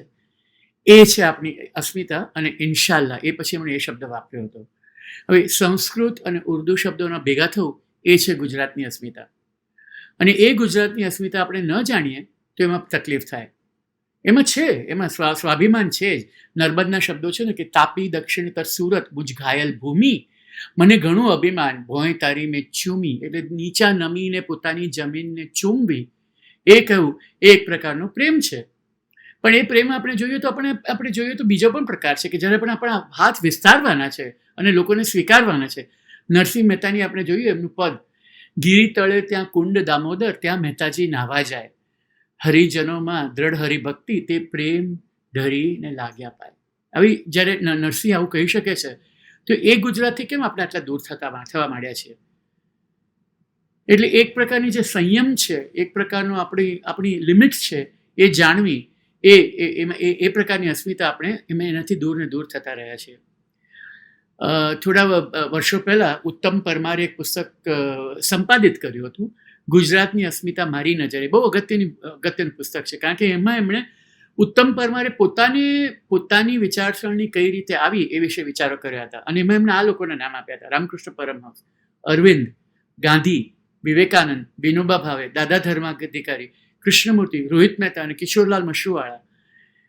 એ વખતને એ રીતે જ્યારે એમણે કહ્યું કે આ જે છે, આ પ્રકારની જે છે અસ્મિતા, એ મારી અસ્મિતા થઈ કહેવાય. એટલે ઘનશ્યામભાઈ શાહ છે આપણા સમાજશાસ્ત્રી, એમણે પણ મને એક વખત કહ્યું હતું કે ગુજરાતની એક અસ્મિતા છે જ નહીં, 6 કરોડ અસ્મિતા છે, જેટલા છીએ એટલા છે. એક છેલ્લી એક વાર્તા કહી દઉં તમને, એક રવિશંકર મહારાજની વાર્તા છે, એ ખરેખર જાણવા જેવી છે. કે એમ માણસાઈ દીવાના રવિશંકર મહારાજ, કે એક વખત છે ને એ જ્યારે ભૂદાનની મુવમેન્ટ ચાલતી હતી ત્યારે એક ગામ ગયા, અને ત્યારે એમણે એક મહિલાનું ઘર જોયું. સાબરકાંઠા જિલ્લાની વાત છે, અને વૃદ્ધા હતી, ખૂબ ગરીબ હતી, અને એની પાસે એક બકરી હતી. અને ત્યાં એણે જઈને પોતાની વાત કરી કે મારે આ રીતે છે ને તે અહીંયા આગળ હું કરું છું, અને તે 4-5 બકરી હતી, એક જ નહોતી, 4-5 બકરી હતી. એમણે કહ્યું કે તારી પાસે બીજી રૂમ છે, બીજી ઓરડી છે, એ તું કોઈને આપી, એને તું શું કરે છે? એટલે તરત કહ્યું કે શું કામ પૂછો છો? તો કે આ ગામમાં એવું કોઈ છે જેની પાસે ઘર ન હોય? તો કે આ એક રાવણીયો માણસ છે, એને ઘર નથી. એટલે રવિશંકરભાઈ રાવણીયા પાસે ગયા અને કહ્યું કે તારી પાસે શું ઘર નથી, એ વાત સાચી? તો કે ના ભાઈ, મારી પાસે નથી. તો તું બનાવતો કેમ નથી? હું બનાવવા જાઉં છું પણ મને કોઈ જમીન આપતું નથી. તો આ એક વૃદ્ધા છે, એ તને ઘર આપે તો તું લઈશ? હા, રાવણીયાએ કહ્યું, પણ એ રૂમમાં જરા કામ કરવાની જરૂર છે. હું કરીશ બાપુ, એણે કહ્યું, પણ એમાં એક શરત છે કે તું જ્યાં લગી રહે ત્યાં લગી તારે એ વૃદ્ધાની સેવા કરવાની અને જોવાનું કે એની તબિયત બરાબર છે કે નહીં. પણ જેવું એ વૃદ્ધાએ સાંભળ્યું તે કે ના ના મહારાજ, હું એને આપું છું એટલા માટે નહીં કે મારા માટે કામ કરે, હું તો એને આપું છું કે મારી પાસે એક એક્સ્ટ્રા રૂમ છે, એક બીજી ઓરડી છે, અને એનો ઉપયોગ કરી શકે છે. મારે એની પાસેથી કશાની જરૂર નથી, એણે મને કશું આપવાની જરૂર નથી. મારું એક જ શરત છે, અને લખી નાખો તમે, કે હું જઉં જ્યારે મારું મૃત્યુ થાય એ પછી આ રૂમ એની પાસેથી કોઈએ લેવાની નહીં. અને રવિશંકર મહારાજના શબ્દો છે. મેં સાંભળ્યું અને મને ત્યારે ખબર પડી કે આ એક વૃદ્ધા મારી જોડે વાત નથી કરતી, આ તો ભારતનું કરુણા ભરેલું સંસ્કૃતિ અને કલ્ચર અને ત્યાગની ભાવના એ મને બોલી રહી છે. આને કહેવાય અસ્મિતા. જાગૃતિ હોવી જોઈએ, ગર્વ હોવી જોઈએ, ઘમંડ ન હોવું જોઈએ, સ્વમાન હોવું જોઈએ, પણ એનો નિશ્ચય પણ હોવો જોઈએ. અસ્મિતાનો અર્થ બદલીને એક જ પ્રકારની રીતે જોઈએ ત્યારે વિનમ્રતા જતી રહે છે, અને અહંકાર અને આડંબર આવે છે, અને વિજયની રથની જેમ આગે કૂચ કરે છે. ગુજરાતમાં તો લાખો અસ્મિતા છે, જુદી જુદી નોંધમાં ગાનારા ગવૈયાઓ છે, પણ એની પર ઘોંઘાટ થઈ રહ્યો છે અને જુદા જુદા પંખીઓનો જે કલશોર છે ને શાંત કરી દેવામાં આવ્યો છે. ઉત્તમ પરમારે જે સંકુચિત ચુનંદા દ્રષ્ટિકોણથી આપણને એક પડકાર કર્યો છે એ આપણે સાંભળવાનો છે. સરસ્વતી ચંદ્રના મનનું એક આંતરિક મનોમંથન છે એ સમજવાનું છે. અસ્મિતા એક ગૌરવની વાત છે. જ્યારે ગાંધી સૌથી ગરીબ ભારતીયો સુધી પહોંચે છે અને તેમની સાથે બની જાય છે, એ છે અસ્મિતાનો અંતરાત્મા. જ્યારે એક ગરીબ વૃદ્ધ મહિલા રાવણિયા સમુદાયની કોઈ વિચરતી વ્યક્તિને પોતાને ઘરે સ્વીકારે છે, એ છે ગુજરાતની અસ્મિતા. જગતની કોઈ પણ અસ્મિતા પર ગર્વ લેવાવું જોઈએ.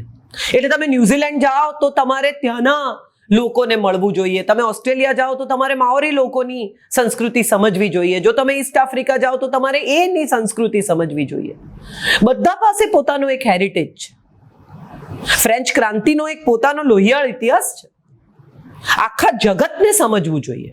માત્ર ગુજરાતની જ અસ્મિતાને હું ગુજરાતી એવી માનસિકતાને બદલે મને લાગે છે વિશ્વ ઇતિહાસને આપણે ઓળખવાની અને સમજવાની હવે જરૂર ઊભી થઈ છે.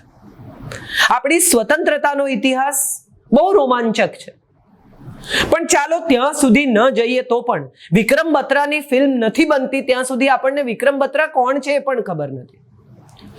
સોમનાથ શર્મા કોણ છે એ પણ ખબર નથી. આ તો રિસન્ટ ઇતિહાસ છે. તો કઈ અસ્મિતા? ખાલી લોકકલા, ડાયરો, ભરત ગૂંથણ, ખમણ, થેપલા એ જ આપણી અસ્મિતા છે? કારણ કે આપણે એને જાળવીને છાતીએ લગાડીને સંકુચિત થઈને જીવ્યા કરવું છે. ગુજરાતી ઉપર થતી મોકરી પણ જો અટકાવી શકાય ને તો હું માનું છું આપણી અસ્મિતા સચવાશે. એટલે હું જાહેરમાં કહું છું કે આ ગુજ્જુભાઈ, મણીબેન.com, ખીચડી પ્રકારની મોકરી કે ગુજરાતીઓ આવા હોય, ખોટું હિન્દી બોલે, ખોટું અંગ્રેજી બોલે, પોતાની પત્ની ઉપર જોક્સ કરે, ખરેખર ગુજરાતી આવા હોય છે? જાણે અજાણે આપણે ઇમેજ સ્વીકારી લીધી છે અને આપણે પણ આપણી જાતને એમાં મૂકતા થઈ ગયા છે, સાથે બેસીને હસતા થઈ ગયા છે. કઈ અસ્મિતા? What are we talking about? જો તમને તમારા ગુજરાતીપણા પર હસવું આવતું હોય ને તો હું માનું છું તમે કોઈ અસ્મિતામાં માનતા નથી ને કોઈ અસ્મિતાને જાણતા નથી. મેના ગુર્જરી કે જસમા ઓડણ વિશે કેટલા લોકો જાણે છે? પાટણનો ઇતિહાસ કેટલા લોકો જાણે છે? મીનળ દેવી વિશે કોણ જાણે છે? મુંજાલ મહેતા કોણ હતા કોને ખબર છે? બંગાળમાં રવિન્દ્રનાથ ટાગોર પૂજનીય છે, તમે બોલી જુઓ, તમે મરાઠીમાં બોલી જુઓ પુલની વિરુદ્ધ. અહીંયા ઉમાશંકર જોશીને મેઘાણીની ખબર નથી, એમનો બર્થડે ક્યારે આવે એ ખબર નથી. ગુજરાત યુનિવર્સિટી પાસે અમદાવાદમાં નર્મદનું પૂતળું મૂક્યું છે, એના ઉપર મૂકીને લોકો ચા પીએ છે. What are we talking? કઈ અસ્મિતા? આ બિલકુલ મને તો એવું લાગે જ છે યુનિટી ઇન ડાયવર્સિટી, વિવિધતામાં એકતા, એ ગાંધીજી અને એમના સાથે રહેલા લોકોને પણ ગમતું સૂત્ર હતું અને ભારતની ઓળખ તો છે જ, પણ આમ જુઓ તો એ વિશ્વનો પ્રાકૃતિક વારસો છે. હવે હું થોડીક સાયન્ટિફિક ફિલોસોફીને વચ્ચે લઈ આવીશ કે આમ તમે જુઓ તો દરેકને પોતપોતાની એક અલગ આગવી ઓળખ હોય, એમાં કંઈ ખોટું નથી. ટમેટાને પોતાની એક અસ્મિતા છે, બટેટાને પોતાની એક અસ્મિતા છે, અને ટમેટા અને બટેટા ભેગા થાય તો બંનેની એક સંયુક્ત અસ્મિતા રચાય છે. તો એમાં શું ખોટું છે? તો બંને ત્રણેય સ્વાદ અલગ અલગ રીતે ગમે છે ને. બટેટાની સૂકી ભાજી પણ ગમે, ટમેટાનો સૂપ પણ ગમે, અને ટમેટા બટેટા ભેગા થઈને જે સરસ મજાનું શાક બનાવે એ પણ આપણને ગુજરાતીઓને જ ગમે. એટલે આ વાત સમજવા જેવી છે કે અસ્મિતાઓ કંઈ સંઘર્ષ જ પેદા કરે એવું જરૂરી નથી. હા, અસ્મિતાનો અહંકાર છે એ સંઘર્ષ પેદા કરે. એટલે જાપાનીઝ ભાષાની એક સરસ કહેવત હું ઘણી વખત ટાંકું છું મારી વાતોમાં કે આપણે દોડીએ ત્યારે એમ દોડવું કે આપણા સિવાય કોઈ પહેલા ના આવે, પણ પહેલા નંબરે જો પહોંચી જઈએ તો એમ વિચારવું કે જો આપણે પહેલા આવ્યા તો આપણે હાથચામના માણસ છીએ, કોઈ બીજો પણ પહેલા આવી શકે, આપણો રેકોર્ડ પણ તોડી શકે. આ જ વાતને હું અસ્મિતાના સંદર્ભમાં કહું તો આ વેરાયટી જે છે તો સ્પાઇસ ઓફ લાઈફ છે. એટલે કુદરતે ખૂબ વૈવિધ્યપૂર્ણ દુનિયા બનાવી છે. એક જ રંગના ગુલાબ નથી કરી નાખ્યા યુનિફોર્મ, એક જ રંગના ગુલાબ શું ફૂલો જ નથી રાખ્યા એક જ પ્રકારના. જંગલોમાં તમે જુઓ, પ્રકૃતિની દુનિયા જુઓ, મોસમ જુઓ બદલાતી, તો બધી જ જગ્યાએ કુદરતે વૈજ્ઞાનિક રીતે એવી વ્યવસ્થા કરી છે કે વૈવિધ્ય જળવાયેલું રહે. માણસો પણ ઘડ્યા તો અલગ અલગ પ્રકારના કદ, કાઠી, ઊંચાઈ, રંગવાળા. એટલે એ રંગ વૈવિધ્ય કુદરતનું એક એક્સપ્રેશન છે, નેચરલ. એમ માનીને જો આપણે આ વાસ્તુને સ્વીકારી શકીએ કે આપણે આપણી અસ્મિતા, કલ્ચરલ જે આઈડેન્ટિટી છે ખોવાની નથી, એને સરસ રીતે શણગારવાની છે. હા, ઉત્ક્રાંતિ પરિવર્તનનો ક્રમ છે, વર્તનમાં પરિવર્તન ગુજરાતીઓનો તો સ્વભાવ છે અને પ્રતિબંધ કરતા સંબંધ વધારે સાચવે એ પણ એમની લાક્ષણિકતા રહી છે. એટલે તો આફ્રિકા, અમેરિકા, ઓસ્ટ્રેલિયા, યુરોપ બધી જગ્યાએ ગુજરાતીઓ અલગ અલગ જગ્યાએ જઈને ભળી ગયા અને પારસીઓ બહારથી આવ્યા તો એમને પણ પોતાનામાં ભેળવી લીધા. આપણે પણ ઘણા બધા અલગ અલગ કલ્ચરને, અલગ અલગ ભાષાના શબ્દોને, અલગ અલગ પ્રકારના પહેરવેશને, સંગીતને ઘણું બધું સ્વીકારી લીધું છે. એટલે આ વાત મને ખંડનાત્મક કરતા રચનાત્મક વધારે લાગે છે કે આપણી અસ્મિતા જાળવીને કલ્ચરલ એક્સચેન્જ થાય તો કશુંક સારું બીજાનું આપણી પાસે આવે અને આપણું સરસ જે છે એ બીજા પાસે જાય. અહંકાર, પેલો ego, I am the only best, only આમાં મહત્વનું છે. બેસ્ટ બરાબર છે, પણ ઓનલી હું જ શ્રેષ્ઠ છું, બીજા બધા નાલાયક કનિષ્ઠ છે, એ ખોટો ભાવ છે. એ અહંકારમાંથી આપણે મુક્ત થવાનું છે અને એમાંથી મુક્ત થઈને આપણે જો આપણી દિશા અને યાત્રા આગળ વધારી શકીએ તો બહુ સરસ રીતે ગુજરાતીઓ પોતાની અસ્મિતા જે છે એ જાળવીને એને એન્હાન્સ કરે, એને બદલાવે. એ પણ રૂપ બદલાય. નદીનું પાણી જેમ બદલાયા કરે, બંધિયાર વસ્તુ તો આપણને ગમવું ન જોઈએ, પડદાઓ પણ બદલાય દિવાળી ઉપર, એમ રંગો રૂપ પણ બદલાય આપણી અસ્મિતાના અને વૈશ્વિક બને. આપણી અસ્મિતા લોકલમાંથી ગ્લોબલ બને. એટલે આપણી અસ્મિતા, મને ક્યાંય એવું નથી લાગતું કે ગુજરાતીઓની નળે. ગુજરાતીઓ પર્ટિક્યુલરલી મેં કીધું એમ થોડા લવચિક છે, ઇલાસ્ટિક છે, થોડી નરમ ગણાતી પ્રજા છે. અમારો ધ્વનિત તો એવું કહે જ છે કે જ્યાં જ્યાં વસે ગુજરાતી ત્યાં સદાકાળ દાળ ભાત. સદાકાળ ગુજરાત નહીં, પણ ખાલી દાળ ભાત જ ગુજરાતી થોડા છે, એમાં કેટલી વાનગીઓ છે. એટલે એમ જે વેરાયટી જેમ આપણે સ્વાદમાં લઈ આવીએ છીએ, આપણે વ્યવહારમાં લઈ આવીએ છીએ, વસ્ત્રોમાં લઈ આવીએ છીએ, આપણે કુર્તા પણ પહેરી શકીએ, ટી શર્ટ પણ પહેરી શકીએ, એ વસ્તુ અસ્મિતામાં પણ લાગુ પડે છે. એટલે એ જાળવતા જાળવતા એને વધારે નવી રીતે વિકસાવતા આપણે ગ્લોબલ થઈ જ શકીએ, એમાં કાંઈ ખોટું નથી. અને દુનિયાની અનેક અસ્મિતાઓનો સંગમ થાય, એ જ બગીચો વધારે રંગબેરંગી લાગે, એવું મને તો લાગે છે.